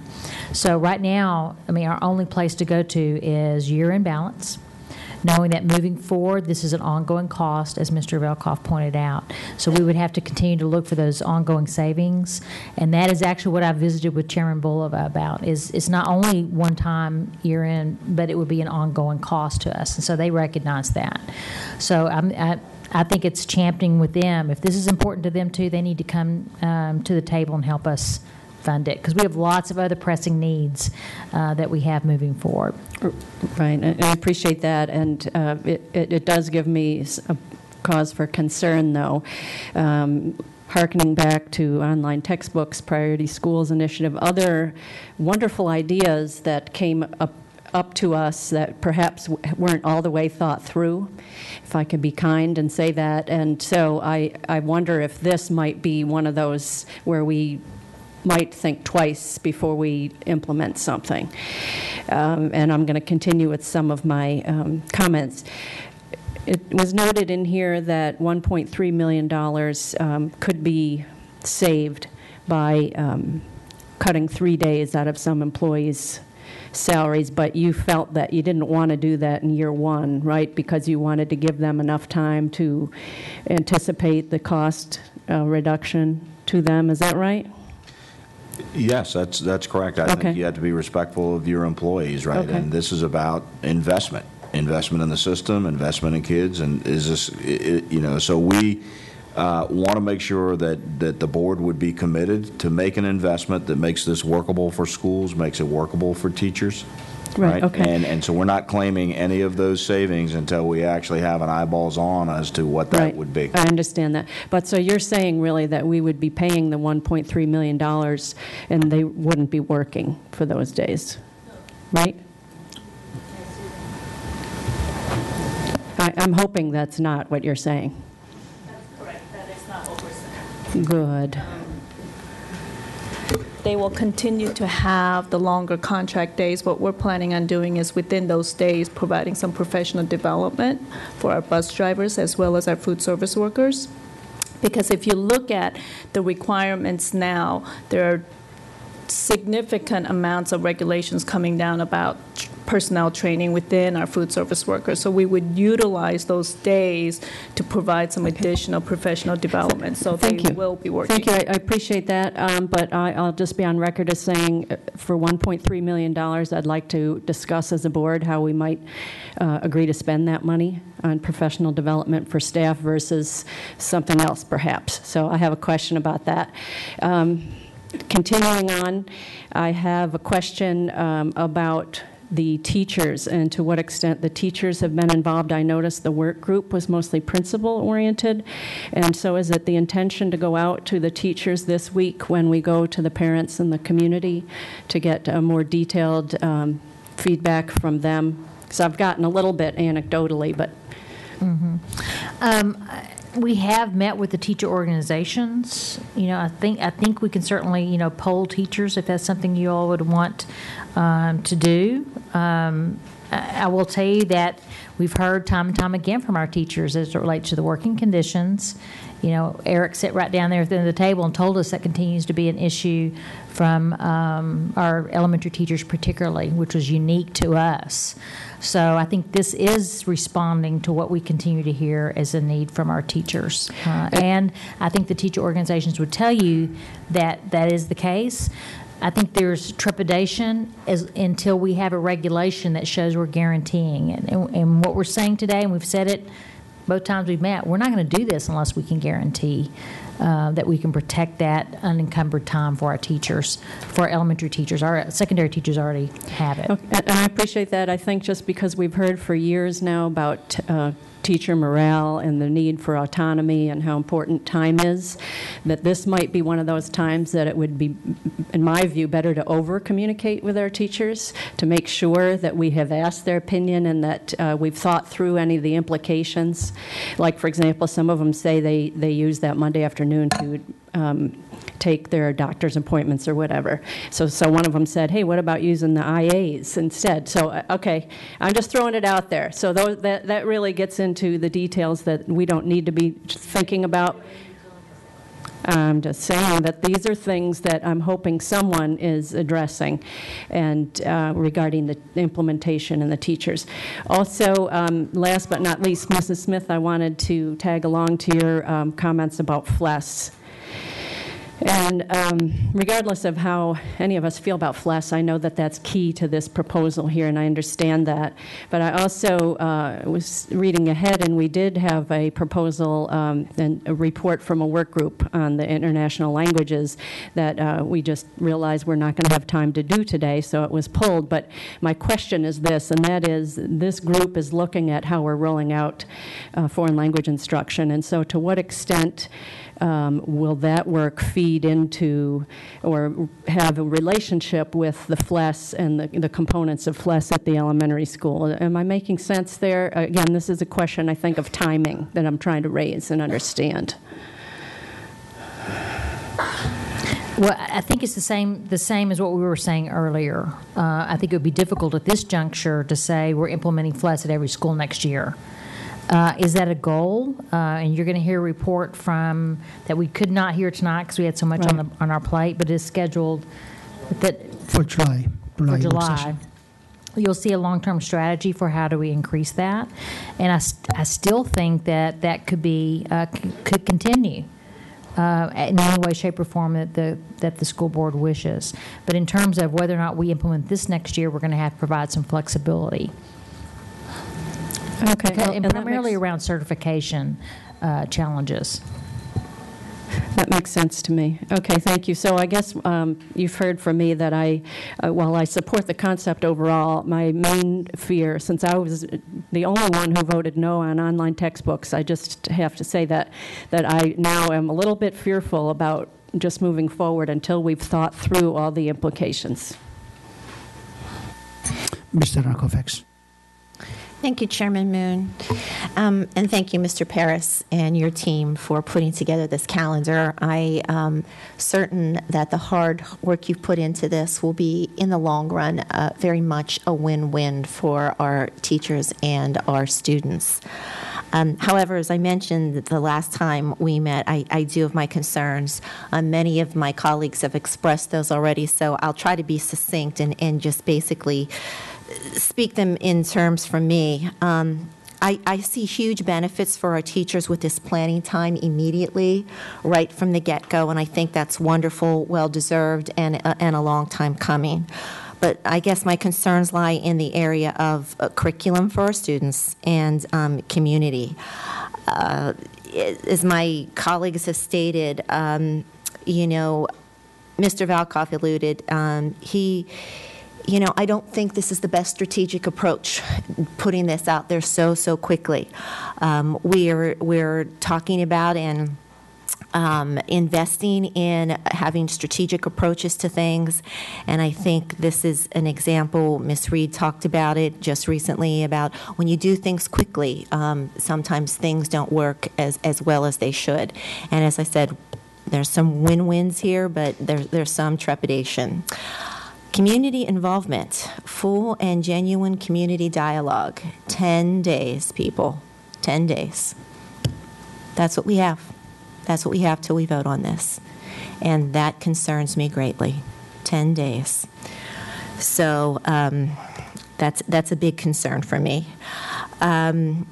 I would like to, I do have a couple specific questions, and the other thing I just want to say in comments is I realize the need for flexibility, but I do not want flexibility to equal inequity, because that is what concerns me with the curriculum piece. And if you have FLES and if you have science labs, I think that's great, and you're going to be able to enhance them and enhance the curriculum in a way that I think will be such a win-win. But for those schools that do not, and we're not sure how they're going to be funded this year, I'm really not certain. And so I have some specific questions around that. But I do want to say from your last presentation, I appreciate the change you made a little bit in policy of the not making changes to the music program, allowing the flexibility to children to have the general music and also choose an instrument and course. But there was a mention, something about there may be a need to change course next year in the following year. Could you elaborate on that a little bit? Sure. And I, as someone who's going to be retiring in 6 days, if you're going to throw me in the briar patch, you better get started. I'm not doing that to you, and I hope it's not taken that way, because I have the utmost respect for what you've done here. I know, and I'm just saying that I want to be. I think this is a good idea, worthy of consideration. But we did bring it forward at you all's request for consideration. Initially, our plan was to come forward with a proposal to say this is what might be possible, right? So. I hear that point. I acknowledge it straight up front that, the engagement of teachers in this process is a really important step. There's things that if we'd known this was going to be the timeline, we would have done differently. So I fully acknowledge that. I acknowledge the pieces you're talking about. We bring this idea forward for your consideration. I think when you look at this idea of not being the inequality of application, I guess, is what you're asking me for. I think when you have a policy that reads 6.5 hours over a 2-week period, not with students, a definition that broad has much more potential for something to be implemented in different ways and how that is calculated. So I think what we're suggesting, and Dr. Garza's right, that I think teachers are looking for that explicit guarantees in policy, which we intend to deliver. We intend to work together in a collaborative way to make sure that what we bring forward is implemented with some consistency across the board. Will there be things that we have to work through if we up the timeline? Absolutely, there will be. But I think we're committed to knowing that that is an expectation that you all would have for us in implementation. We do the very best that we can with it. I appreciate that. I guess, but regarding, I guess then maybe this would be for Dr. Garza. If we kind of know that adding FLES, because getting the teachers, the certified, the teachers part is the hard part, hiring that many teachers, and also, as Ms. Smith also reminded us, the community engagement. If we're not talking about that, I guess I feel like I need a little bit more clarity on, and if you don't have this answer today, I certainly understand, but when would this come? What would we be asking the Board of Supervisors to fund, and when would we understand that a little bit better? We would be asking their help in covering the cost of a uniform day. Meaning that we're going to have to add, we know full well we have to add staff to make this work, because we're committing to all of our elementary teachers that they're going to have dedicated, self-directed planning time, which currently we don't have a regulation around. In order for our principals to accommodate that, make that happen, because we've said that if we say that's the rule, that means we're going to have to add some staff at the campus level to get that done. Now, another range is broad, but we'll report to them what the real cost of that is over time, and we expect them to help us and support us in doing that if we move forward. All right, thanks, and thank you, Mr. Paris. Mrs. McLaughlin, to be followed by Mr. McAlpin. A couple things. First of all, I want to make a very strong point of thanking one of our citizens, Virginia Fitchay, who has been tireless in her effort to help our school system do its very best by its elementary school students. And it's been a tireless effort, and I'm deeply grateful as a parent in the school system. Thank you for selflessly doing all the work you have. The second thing I wanted to just kind of get clarification on from Dr. Garza or perhaps Mr. Paris is, it's my understanding, while I really appreciate my colleagues' discomfort, we do want to be very methodical as a system, and you don't want to implement something too quickly. But this is a very important step for us. We have to honor Virginia, the state of, or the Commonwealth of Virginia's accreditation requirements for instruction time. And this brings us there. So discomfort or not, if we want to honor the instruction time per week for our students, going forward with full day Mondays is part of that responsibility. Isn't that correct, moving forward this coming year? We are concerned that, particularly as we calculate our recess at the campus level and the way that that's been calculated, it would give me a greater degree of comfort knowing that we had consistency and that we were complying with the rule and the expectation, and we would have assurances that our students are getting at least 20 minutes of recess, which right now I think is hit or miss maybe in some areas. I see Marie nodding. I think that's true. And so for my colleagues, what I want to point out is where I think the public supports us in any action we take is that if we are taking action in the best interest of our students. And we know that it is so important that they not only have the required minimal required instruction time by the Commonwealth of Virginia, but that they also have that requirement of recess time because that is part of developing the whole child. And for a mother, being the mother of 3 boys, I can tell you that recess time is precious for them to get the wigglies out and then come sit back in a desk again and be good students. And so when I think about just like something later start times, change is uncomfortable sometimes, but one of the reasons this board, as a majority, has embraced the later start times is because we're talking about the health and well-being and academic achievement of our students. That's what this full day Monday is about. It's also addressing, as we've talked about, the needs of our teachers and our staff for adequate planning time. So whereas I am a huge proponent and join this board because I believe in community engagement.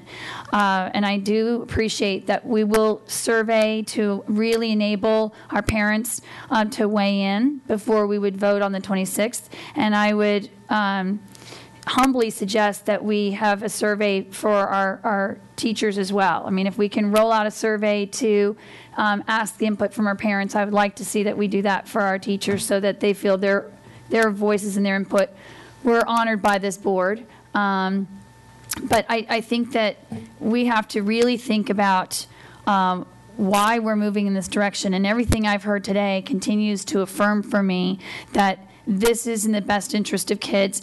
We know that our families have been expressing concerns about these early Monday releases for as long as my now senior, I'm about to graduate tomorrow, 13 years that we've been parents in the school system for these early Mondays and not understanding it.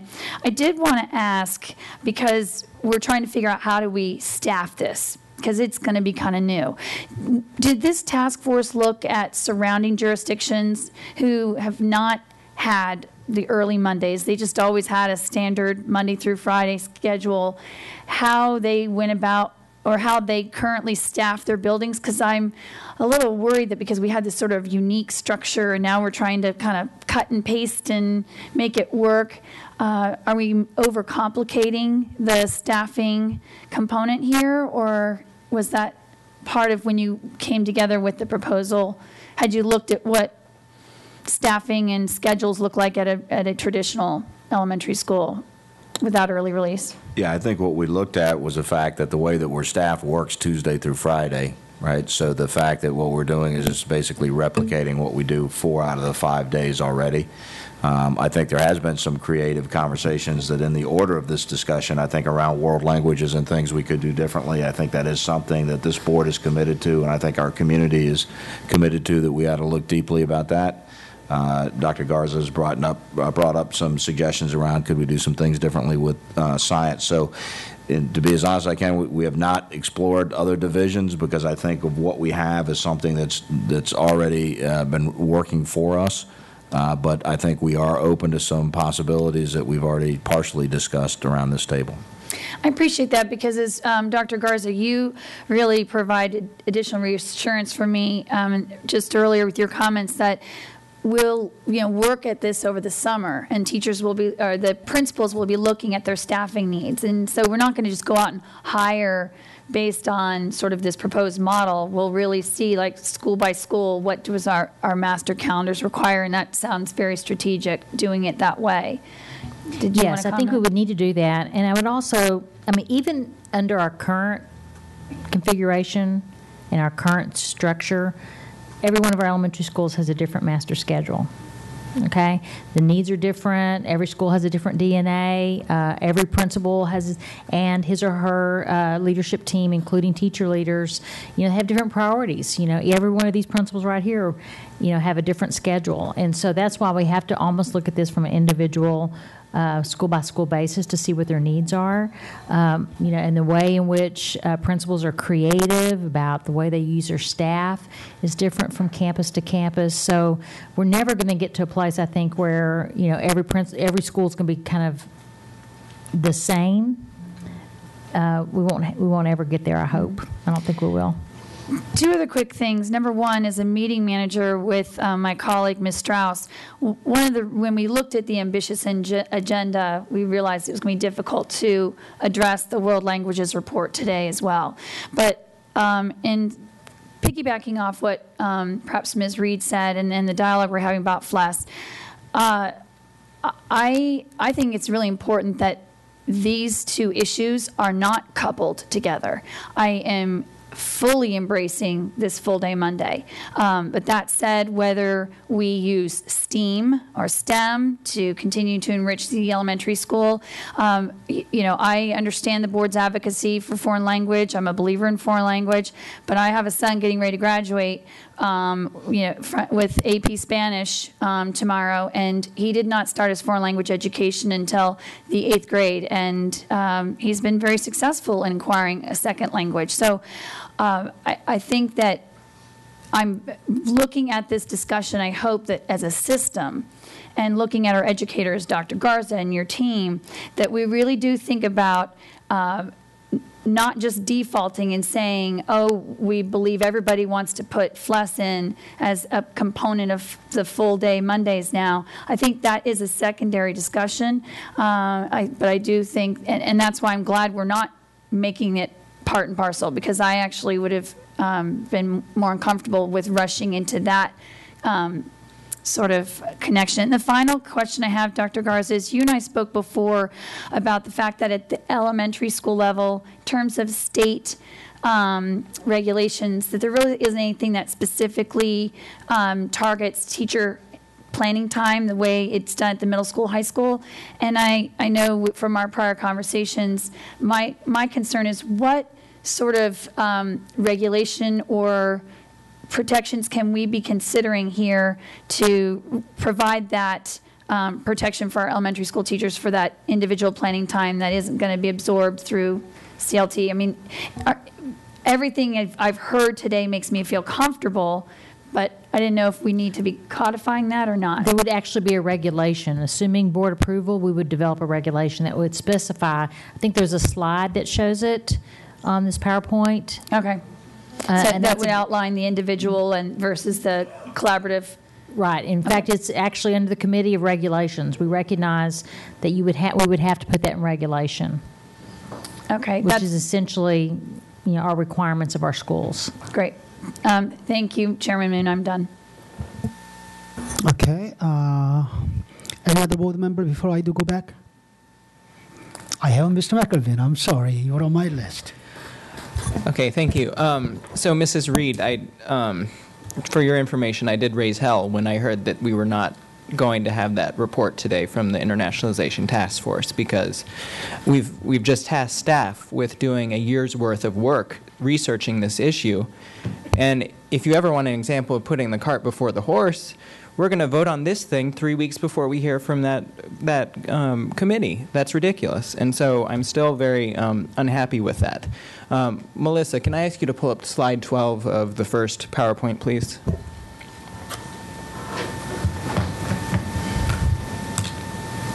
So what this slide is going to show you is what we were originally presented, which is that all of our schools would be outfitted with a, what would be called, I guess, an L-STEAM proposal. And so my question for staff is that the current plan for this going forward?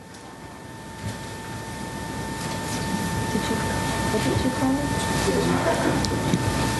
When we had originally costed out to the long end were the estimates we had at that time that if you were going to add FLES to every classroom, that's a slide from that presentation.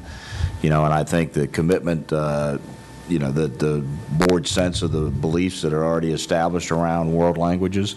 So something we would like to work toward.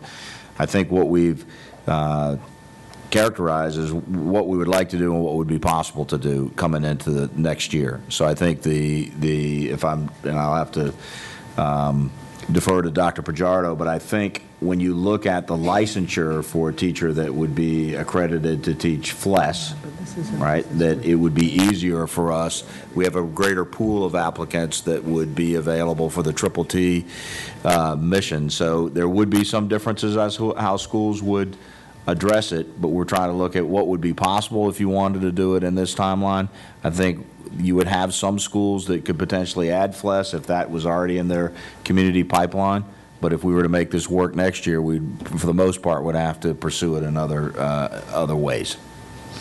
That answer it? Okay, so just to be clear for the community, this is not part of our plan currently. To bring FLES up in every elementary site? Yes. I think we were very clear even last time we talked about this, that we didn't think that was possible across every elementary school if we were to implement in September. But we said where it's possible, that would be great. Where we did talk about some changes to FLES would be allowing the FLES teacher to teach students without the presence of the homeroom teacher.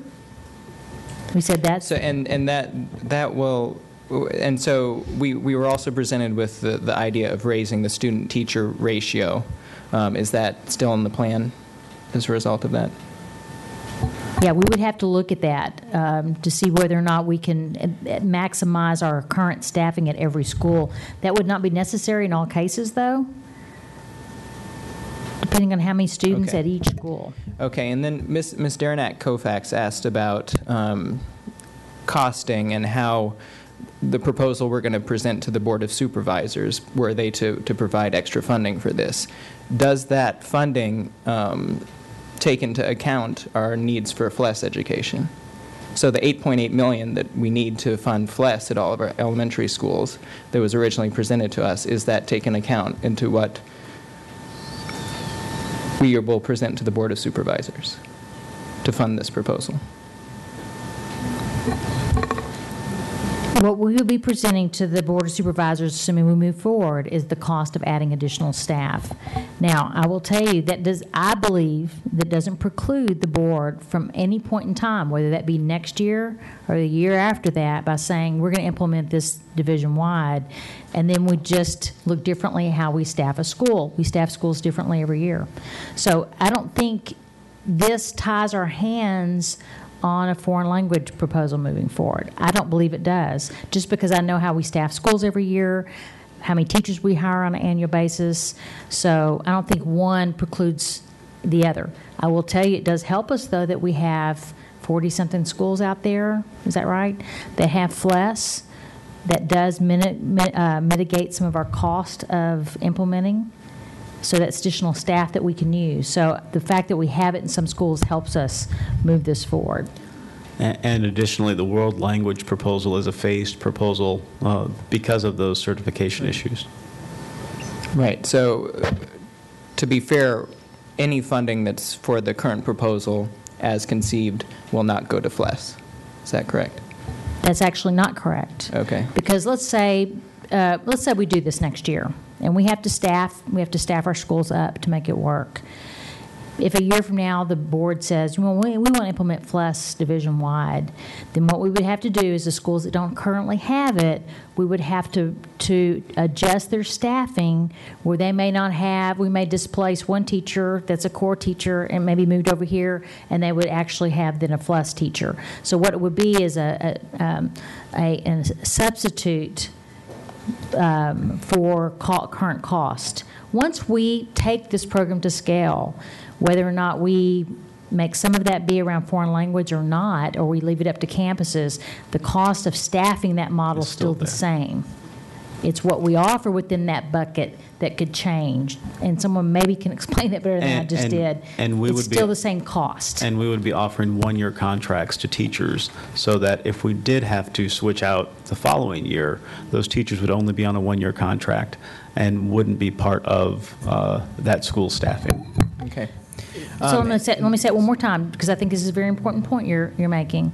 So at any point in time, if we decide we're going to a uniform day at the elementary school, we have to staff it, we have to fund it, okay? Whatever that cost is. It doesn't mean within that staffing that we can change it. We can change move the buckets within it, but the cost is still there. So a year from now, if you said FLES, we want to do FLES, we actually, we just change our staffing model. It would not necessarily cost us more money. We're that much closer. And so another point that's been brought up today is the idea of having schools with in the pipeline for FLES. My understanding is we didn't have any funding for that this year, so I don't believe that's the case. We added 5 schools last year. We added because we had the funding for it. That certainly didn't happen this year. And then finally, I do want an answer to the all-county music ensembles before we take a vote on this. I hope there's going to be some engagement, because I don't think we've heard from our music teachers that's a deal breaker for some of them, and so I'm very hopeful that we will have an answer for that in 10 days. I think that's everything. Thank you. Mr. Stork? Thank you, Mr. Chairman. I'm going to do, a follow-on to what Mr. McElwain was talking about, and then I had an additional question. So I would ask his question in a different way. So the difference between the funding needs, or the cost of in year 1 and the cost of in year 2, do we have a clear idea of what that is? So it's going to cost, we believe, X in year 1, and we believe Y in year 2. And that's a function of some of the costs will have already been, some of the initial costs in year 1 are higher because of this or that, or they'll be higher in year 2 because we're going to be adding more staff. To have any sense, based on if we fund something September of this year, will our costs be higher than if we were to either wait another year, or year 2 is always going to be lower or higher than year 1? I don't think year 2 costs more than year 1, with one exception.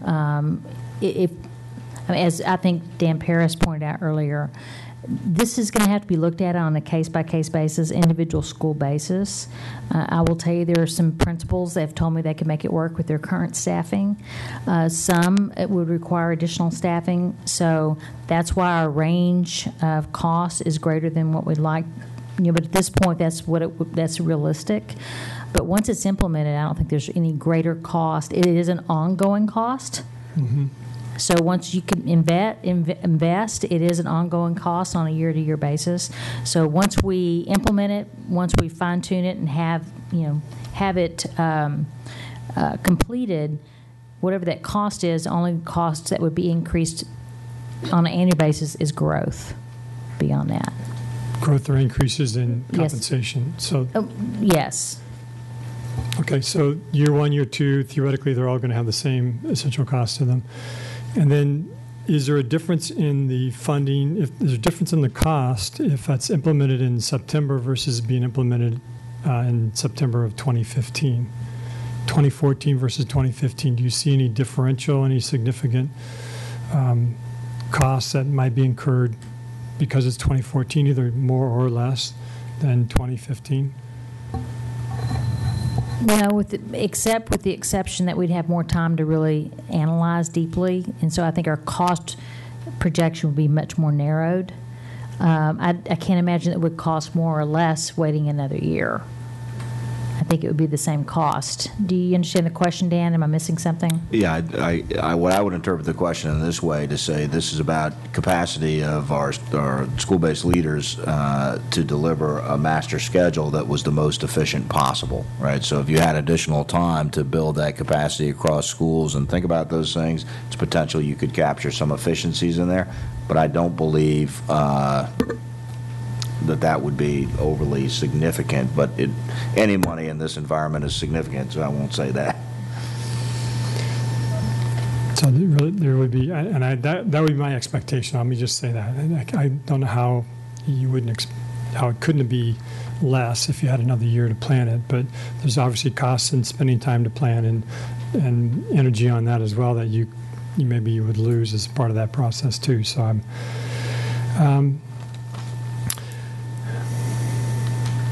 the Board of Supervisors in their the members, a couple of members that were here that kind of gave their interest in supporting something like this.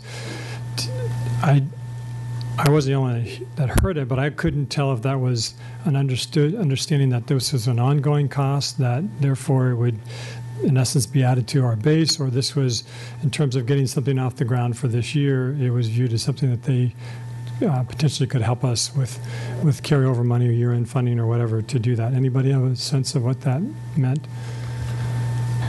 What was said out loud, I don't know what the interpretation was. I can tell you when I visited with each, two of them individually, I made a point to emphasize it's more than just one-time cost out of year-end, that it's an ongoing cost. So I can tell you at least Chairman Bulova and Supervisor McKay understand that there's an ongoing cost associated with it.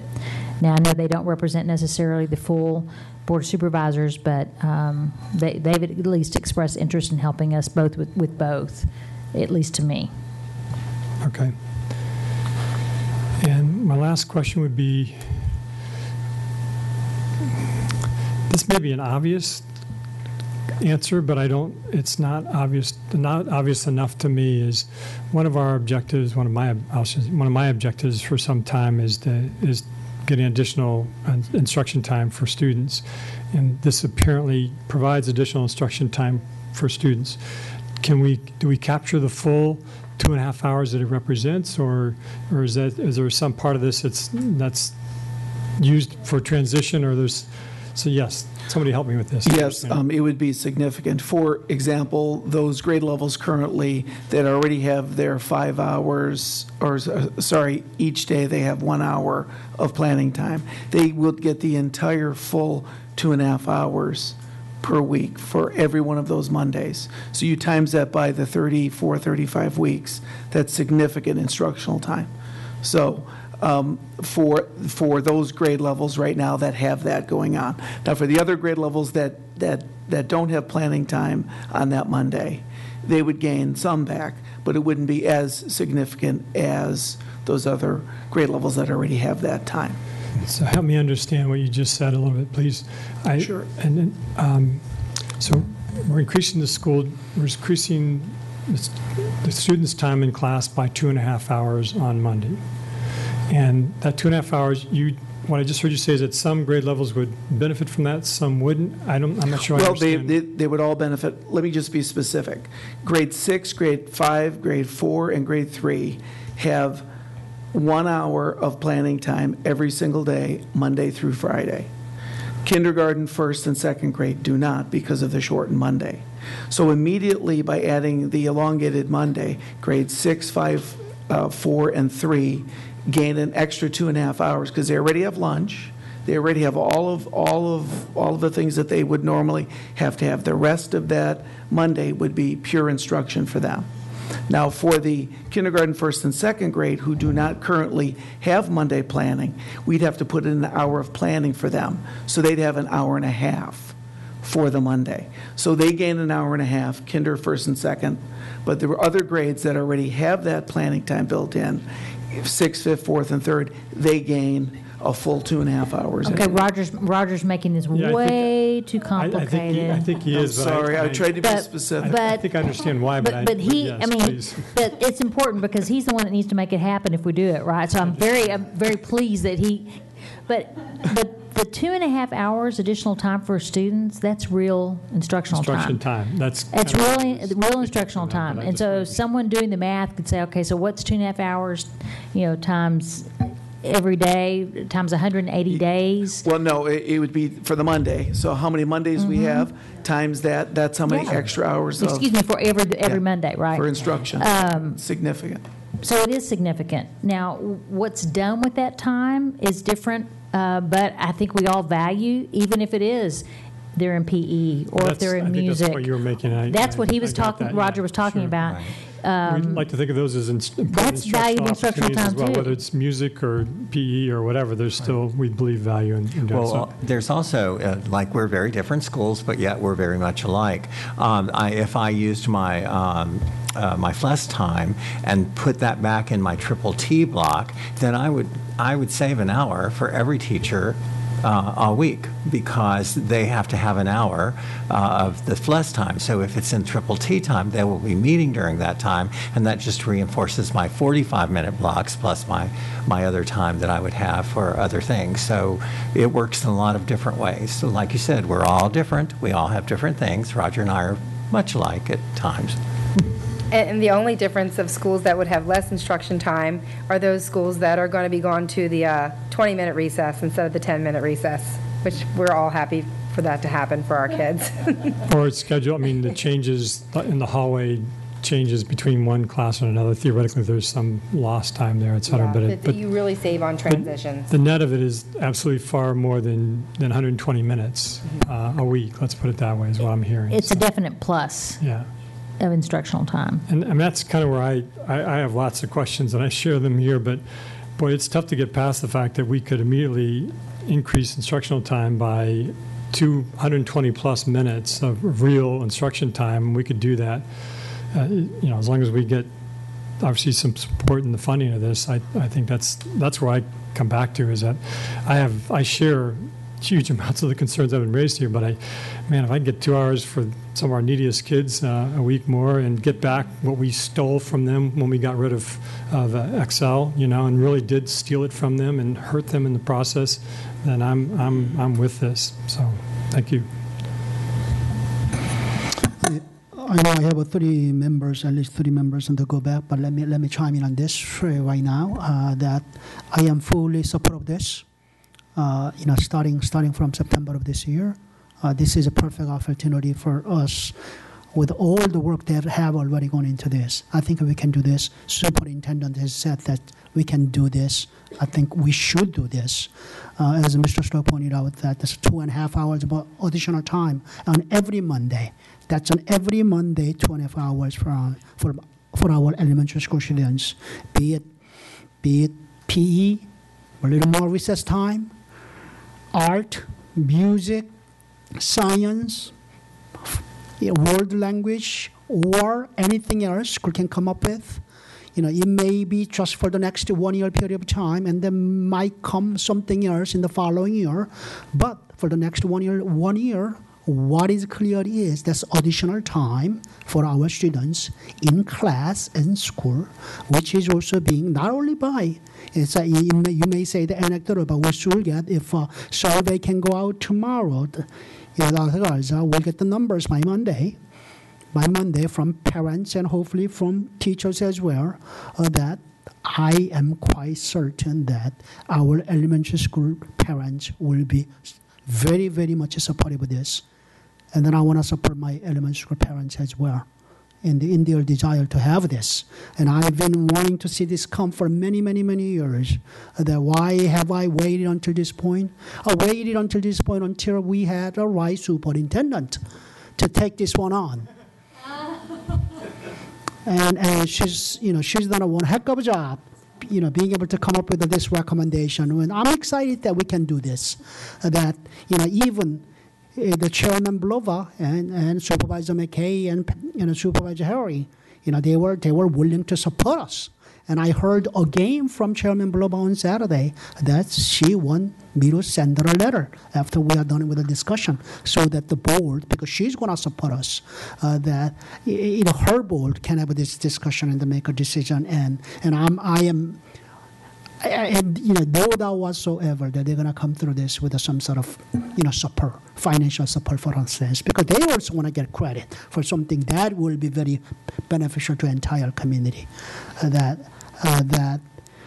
wish Mr. McAlpin were here, but at least I have Mrs. Smith here to hear me that as far as world language program is concerned, I was one of the strongest supporters of having that, being able to communicate in more than two languages, more than one language, two or more languages as our one of our student achievement goals that I am very, very passionate about. Mrs. McLaughlin, I'm going to have to, I disagree with you on the point that whether, starting the world language instruction from earlier grade, like elementary school versus middle and high school, it will be for the vast majority of students, it is much better to start at a much earlier grade than waiting until you become a teenager. It's a little too late for most of our students for that to happen. But this uniform Monday schedule, versus this FLAS program, world language, it's a two different issues. We can achieve both, but it's a two different discussions and we'll have that discussion in July. So with that, let me go to Mr. Velkov and Mrs. Smith and Mrs. Church, and I have Mrs. Strauss. Mr. Velkov. So I'm glad Mr. McElveen asked for this slide because I was trying to make sure that I remembered where I had seen this. So first of all, I'd like to confirm that our goal is not FLES in every elementary school, but our goal is foreign language in every elementary school. Okay, so let's not, I don't want to get hung up on the FLES program, which I know is controversial, but I don't think there's controversy about foreign language. Now, I just want to understand some of the numbers. So to complete world language instruction in all schools is $9.5 million. And then I was trying to figure out, because one of the range of numbers that we have for this that's on the table right now is a cost of 7.6. And I just want to confirm that the reason for that is that FLES is actually going to save 1.9 million under this plan. And so if I subtract 1.9 million from that 9.5, I get 7.6. Is that how this math has been done? Thank you. Okay, so that gets to my final point here about the cost. So I just want to make sure that we are capturing in our plan the cost of eventually having foreign language instruction in every school, because we need to strike while the iron is hot. And I understand that in the first year, we're not going to achieve that. And it may take multiple years to get there. But what concerns me is I just want to confirm that it is a goal of this plan that over some time period, we will have foreign language in every school. Is that the case? I still think does this provide the staffing that allows us to get there? The answer would be yes, because you're staffing schools, all of our elementary schools, to the level at which you have now uniform days. But I think it provides the opportunity for the board then to have the conversation to answer that question, Mr. Velkov, that is one of our stated goals. How do we get there? Does that make sense? That helps. What I want to make sure is that 2 years from now, that if as we're migrating to having more foreign language, that we're not having to find additional funding that we haven't already put in right now. That's correct. We could accelerate that, but what we do is we'd be looking for staff, the appropriately certified staff. And so let's say, for an example, we did this in September. Next year, we already have the staffing amount allocated. It's a matter of how many schools can take it on, how many schools can we find the appropriately certified teachers, and their staffing model would reflect that. Okay, thank you very much. Mrs. Smith? So something Ryan said made me realize a piece that would make me more comfortable if we have a way to do this. People used to know there was a pipeline to get language in the elementary school. Well, right now there's no knowledge of that. Is this possible for September, that we could do this in 5, 10, 15, 20 schools? So if it's possible to accomplish it in some schools, how do we get the message out so that schools that want to do it have an opportunity?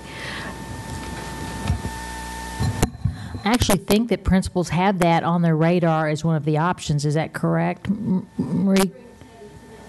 Teddy? Hello, I didn't know Teddy was here.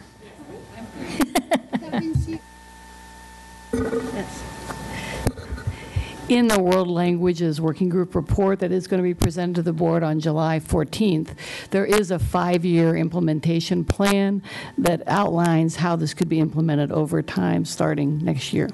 But it would be a planning year. It could be accelerated if the board would decide to accelerate it. So that would be an option you all would think about and decide in your future meetings. So, Teddy, is it possible, assuming that we were to have uniform days and we were having to staff to accommodate that, do you feel like we could, time is sufficient, that we could add, I don't know, a certain number of schools next year? Because the staffing would be there, it would be a matter of what programming we're tying that staffing to. Yeah. It would also have to do with recruitment and working together with HR. We have been discussing, this potential, depending on school board outcomes and decisions, but it would involve recruiting and getting the teachers here in time to make that begin this coming year. And as Dan has said, that you're making an investment or would be making an investment in additional time and in instruction, and then it would be up to you as a board to decide how to reallocate that time. And so if in the coming years, if expanding FLES were part of that reallocation of time, you've already made the initial investment in additional staff. There would be certification, teachers would certify. Yes, for that program that is a 1-hour-a-week program that requires world languages certification, and so it would be continuing to recruit world language teachers. But in the report we're going to present, there are a variety of options talking about a variety of ways to offer world languages. So it could be possible for more schools to have FLES next year, and principals would understand that is available. That would be a recruitment issue for this summer. But yes, the answer is yes. To the extent and the magnitude would be the recruitment issue, but the answer is yes, that would be possible. How do we do it without you? I'll be here. I think it'll be very interesting for you to see the report in the full array. I'd be happy to give the report right now, but I don't think that's your intent this evening. But we are proposing some interesting ideas for you to think about, such as language through a STEAM approach or language through science, be a conversion of the existing FLES program. So we'll go into more detail on that in July 14th, so stay tuned. So Mrs. Smith, to your question about how we could do that without Teddy Praderis with us. She's going to be with us at least until end of July, and just send a message out to elementary school principals that get on it while she's here. We have very capable staff to carry on, so we're in good hands. So I have a Mr. Schultz to be followed by Mrs. Strauss, Mrs. McLaughlin, and Mr. Storr. Kind of after that, I want to be able to see where the board is and some of the timeline decisions because that we need to make. I know Miss Evans has an event she would like to go. She's going to be already late, but I will try to get to that as soon as possible. Mr. Schwartz. Okay, I have written here on my notes, agree with Il Young. And I can't remember what I was agreeing with you with, but I'm agreeing with you, which is notable in and of itself. So there was something that you were saying earlier about about the board or something, and so I made note to say I agree with him. So I don't remember what that is anymore. I should write more detailed notes to myself. A couple of things. I've heard some of the potential consternation from my colleagues about the speed of this, the way in which this is being done. And I want to make sure that we're emphasizing, one, that Dan Paris and the working group did not endeavor to take this on, to bring it at the last minute, both for us and for the public. That this this was a confluence of events as more and more snow days kept getting added, and the complications. And I'll thank Dr. Garza and Mr. Paris for a litany of emails where I kept begging, add time to the Mondays, so that we don't have to add days to the end of the year. And we just, it didn't fit with what we were doing. But everyone needs to remember that the 2.5 hours that are being added, because I keep hearing that we've added 13 days or 10 days or we're adding these hours. First of all, you aren't going to school 3 days more. 2, you have longer built-in consistent breaks, which make a consistent schedule for families, because the way they've scheduled it around the winter and spring break, as well as the other holidays, those become fixed. And we know that those aren't going to, well, one year you have 1 week break and another year you have a 2-week break. And it's good for employees, it's good for consistency, it's good across the board. So while some days are being, or some hours are being added, that in the aggregate, what you have is a more stable schedule over the year. And we've listened to the people that at any other time for any other issue, we're consistently reminded that these are the professionals, and we're supposed to trust that they know what they're doing, and they've been so careful in looking at this and playing into, we've heard about the different kinds of schools and what they have within their school building and the ability to meet the needs of the students in their campuses. And that's exactly what the beauty of this is every single one of them said, we appreciate the flexibility as principals to meet the needs of our students in the building. So we have a plan that gets to a consistent 180-day schedule. We solve standards of accreditation, which are a problem right now. You get to consistent and maybe even more recess and music, which are good things. You get to a normalized and consistent schedule for staff and families, and a consistent schedule for the kids, and you build in, instead of 3 days at the end of the year and President's Day and maybe taking away Memorial Day or spring break, you build in the time throughout the year that leads to improved student achievement. And so that's the student achievement part. That's the part I was agreeing with you. So all of these have been told to us by the professionals who've been working on it, that not only, yes, it'll be difficult, but they can implement it. It'll benefit a teacher workload that has been an albatross around our neck. It will aid in student achievement, and we will meet standards of accreditation. So if they say it gives them the flexibility to meet the needs of the students in their building, and that we could potentially be improving foreign language, STEM, STEAM, science, music, recess, PE, and we can do all of this for what's, I think, is probably admittedly a maximum of $7.6 million. We have $8 million as a line item in the school board budget every year for an emergency. If I have to write that check out of the school board budget for an $8 million emergency to fund this for this year, that's how we do it. Because what's more of an emergency than student achievement, teacher workload, planning time, meeting standards of accreditation, meeting the needs of the students in the building, and giving the principals the flexibility they need to meet the needs of their students. I mean, I've lost track of the win, win, win, win, win. Is the downside potentially that if all the stars had been aligned and we had another whole year to plan this, that we'd have more public engagement? Yes. Will some families not be able to, they had plans for half-day Mondays, starting in the fall? Yes. But, this is the situation that's been put before us, and they've done the work that has said, you know what? We not only can do this, we should do it for these reasons. And for the first time, I sat at a board table and I saw 3 supervisors smiling ear to ear and so thankful that we were paying attention to something that would get substantial community support and that they were behind, so much so that they were willing to potentially throw more money on the table. I've never seen anything the like of it. So I'm hoping that this is, more easily embraced than maybe I've heard up to this point. Mrs. Strauss. Thank you. First, Mrs. Schultz, I'm sure that you will do a good job of bringing Supervisor Harity along with the funding that we will. Let's not call out individual supervisors. Oh, let's be kind. There were three, no. and I said three. I think we should stay above board. You're very good at persuading people, Mrs. Schultz, and I respect you for that. It's great talent there.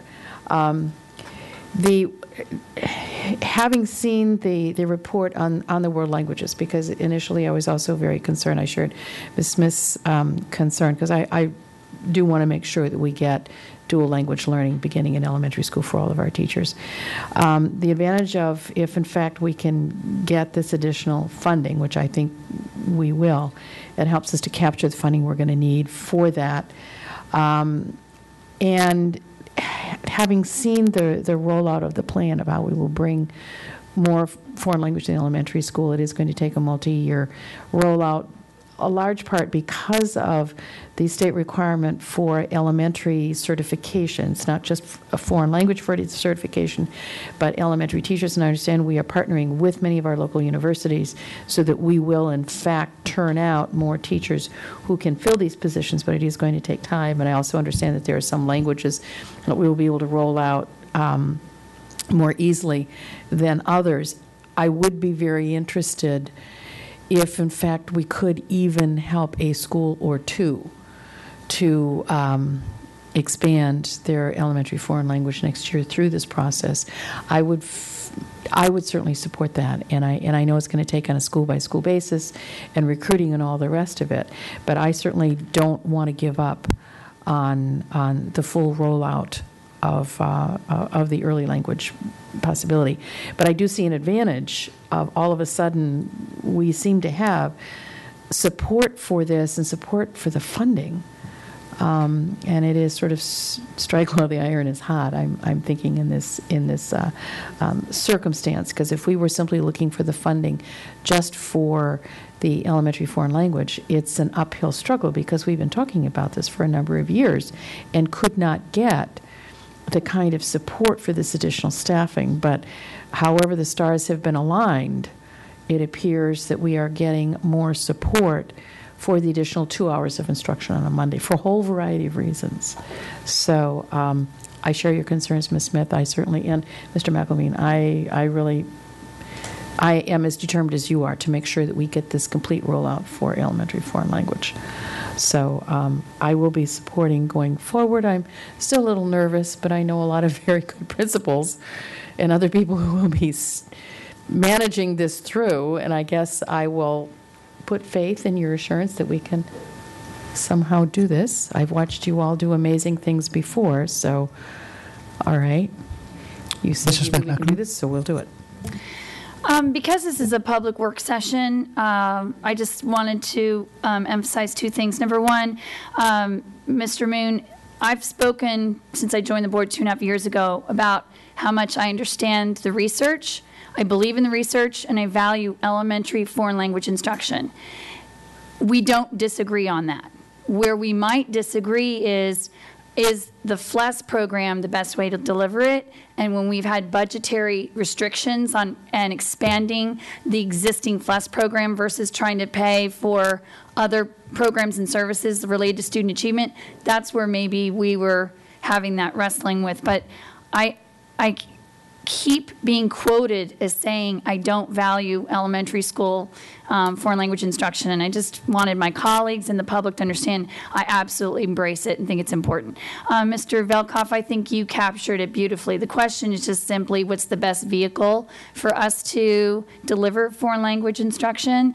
I find this language through content concept could be very compelling, because if it is more cost efficient and equally effective, then that's a win-win, because we get to deliver more foreign language instruction at elementary school level, and I think garner the respect and support through the community. So it is absolutely a goal for me as a board member to see how we can do that. That said, we are having a portrait of a graduate and strategic plan discussion as a school system, and that portrait of a graduate, we have to be asking ourselves, you know, the discussion of STEAM and STEM, engaging our elementary school parents, especially in terms of, you know, what do you want to make sure we're delivering at the elementary school level? That's all part of that engagement process. So it may very well be that as we engage our community and the parents are going to say, yes, now that you have a vehicle to provide that extra instruction at the elementary school level, please do make sure that you have that foreign language instruction at the elementary school level. Or some may say, we'd actually like you to focus more on STEM and STEAM. That's why I think it's important that we've approached this today as we have. Let's get that full day Mondays in there, and then let's work with that strategic plan, work with Dr. Garza, and then hopefully have one of the best ways to enrich our elementary school education, be it through foreign language and other things. Mr. Stork and Mrs. Reed. I know we spent some time talking about FLES and foreign language, but this does open up, I guess, a broader question to me, because while I fully support the school board goal and the student achievement goal for being able to communicate effectively in 2 languages, the opportunity this provides us for staffing at the elementary school level for schools that have needs that maybe aren't immediately, or maybe not most importantly, foreign language, but are maybe either remedial or just additional support to student achievement. Can those resources be used in that way? And is there any kind of expectation about how that gets done? I think that's a very good point. In fact, I've often, when we've talked about this before, people have heard me say, if I were one of our schools right now that is accredited with warning, I'd add a science specialist and put that person on a rotation. It would not take the place of the science that needs to be taught, but in terms of enriching it. So I do think this provides an opportunity not only for us to meet some goals that we have, expanding FLES, where we have already, probably Teddy can tell you, a list of schools that want maybe a waiting list. You do have a waiting list. I think definitely we need to let those schools know this may be a possibility for them. But you're right. On the same token, with that same token, you have some schools that are struggling. This may provide them just the mechanism or tool or extra resource they needed to really hone in on a subject matter that really is important. Additional instructional time in some core content areas for some kids. I kind of assumed that would be an understanding, but I want to make sure that it gets verbalized and people are conscious of that importance as well. So thank you. Mrs. Reed is the last one on my list. Oh boy, and I'm going to be a wet blanket too. I want to take my colleagues back for a month. Remember when we passed that budget and how nasty it was?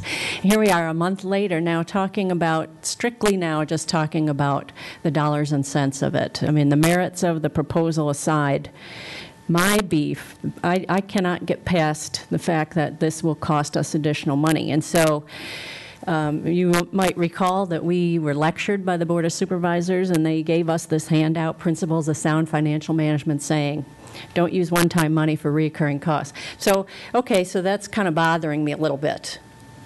Another thing that's bothering me is that I sat here and I heard the support from the 3 supervisors, but where's the beef? I'd like to know exactly how much they're going to put forward, and is that just one-time funding, or is this something that will be recurring? And I think to sell me, what I would really love to see is, we're going to take $7 million that we had planned to spend on fill in the blank, and we'd like to do this instead. Then I think you'd have a home run. But this is just giving me heartburn when I'm strictly looking at the dollars and cents of it. And that is, I view as one of our primary responsibilities here. So again, that's nothing against the staff and all of you who have worked so hard. I love this idea. I hope that we can do it. And I think that, the merits of getting our kids more instruction and all the other pros that we mentioned, I think that's great. But my question is, how are we going to pay for it? And not just, I know I'm a wet blanket. Wah, wah. I know. I'm sorry. But, and also, Ms. Quinn, I was going to ask you, just to refresh our memory, how much were we expecting in carryover? Wasn't it like, as I'm looking, 48 million, right, starting this fiscal year? And we're expecting, so my question is, going forward, this would cut into the reserves that we have been planning on because the out years are going to be so dismal. Isn't that right? And we're just talking about doing multi-year budgeting. So all I'm saying to you is I would like to have this thought through from the fiscal perspective as much as the programmatic perspective. Mr. Kovacs. I agree with Ms. Reed, and I think it's important. When I was talking earlier about the need for strategic approach, I hope when we are going through our when we get to this at our retreat, we have to look at this because you are going back, and this is something we are moving forward at a breakneck pace. You are talking about how are we going to fund it, how long are they going to fund it. We've been talking about later start times, and how are we going to fund that, and where is that going to come into play. So we have to not just say this may happen, because if we say this may happen, we may be the same place we are, particularly with the foreign language, things like that. All of these schools, there's different things being tossed out there, and it's the curriculum piece that I am concerned about. And I have said that time and time again. It is such a win-win, that calendar. You guys have worked so hard on that. That is an absolute win-win. The curriculum piece and the funding to do it right. And where does that fit in our list? It's a whole new strategic bullet point that we need to put on our calendar and need to make sure it is done right. Because if we don't do that, it's just going to, again, I'll go back to my statement. I just feel that there could be an inequity in the flexibility if we don't make it a strategic priority to make sure we understand what this curriculum is going to look like. Okay, Mr. McAlpin. So I'm glad I get to follow Ms. Sternak-Kofax. And in general, I am still supportive of the proposal, but it's become very clear today that the messaging has changed throughout this process. I mean, that's not surprising, knowing that staff was coming into this whole thing not knowing that we were going to be implementing something. But the fact that the messaging has changed so much just between these two meetings gives me pause going into the next 10 days when we're considering what's going to happen. And contrary to what Mr. Velkoff said, it's become clear that elementary language is not a key piece of this proposal as I had thought it was. And it's also become clear that that's something we're going to have to fight for again at this table against things like STEAM and all this other sort of thing, instead of coming, as I thought we were, to the table today with that as a piece of this proposal. So I'm tired of having to fight for that when it's a stated school board goal, and that's what we're going to have to do again in a couple of years, it sounds like. Mr. McAlpin, I guess you were not in the room when I said this about my passion for that particular student achievement goals. I was the strongest advocate for that one. I am advocating the expanding a world language program. But as you might have already seen from the STEPS proposal, that it is 5-year phase in implementation even under that. So it's not going to even, it's not going to happen overnight. It's a step. It's not only the financial resource issues, but it's also staffing issues as well. I don't want to wait 5 years because of world language expansion issues for this 4-day Monday to occur. 4-day Monday could occur in September of this year, and then world language expansion could follow with that additional time provided and additional resource already put into the budget. That's how I would see this from my perspective. With that, we need to make some decisions. We're not making final decisions tonight, but staff needs to know, community needs to know, schools need to know, parents need to know, and teachers need to know. So we need to make some decisions. And then I advocate that we make that decision when you vote on the calendar at the next meeting, so that we could settle the uncertainty whether we're going to do it September or not. So that will be my advocacy, to vote on this on the calendar at the next meeting, at the next meeting, which is June 26th. I want to see with the whichever way we go, let's make a decision and let's settle this, because people need to know. If we could support that with a show of a hand, put it on the action at the school board meeting. Okay, so we'll do that, and then Dr. Garza is prepared to send out a survey to elementary school principal and also elementary school teachers by tomorrow. That's correct. And then bring us the numbers back by Monday. Correct? And the district-wide, the sixth grade chorus, if we get the input okay, on that, and the staff's thinking on The district-wide thoughts, yeah. Thoughts. I mean, that might not be by whenever they can. So would you be able to, get us a response by the next school board meeting? I think some board members indicated. Yes, but they how we already would have that. accommodate sixth grade countywide choir. And which calendar is going up? And then we have so far we have 2 different calendars to accommodate. From STEP's proposal, we've seen 2 different calendars to support full day Monday. Is A and B.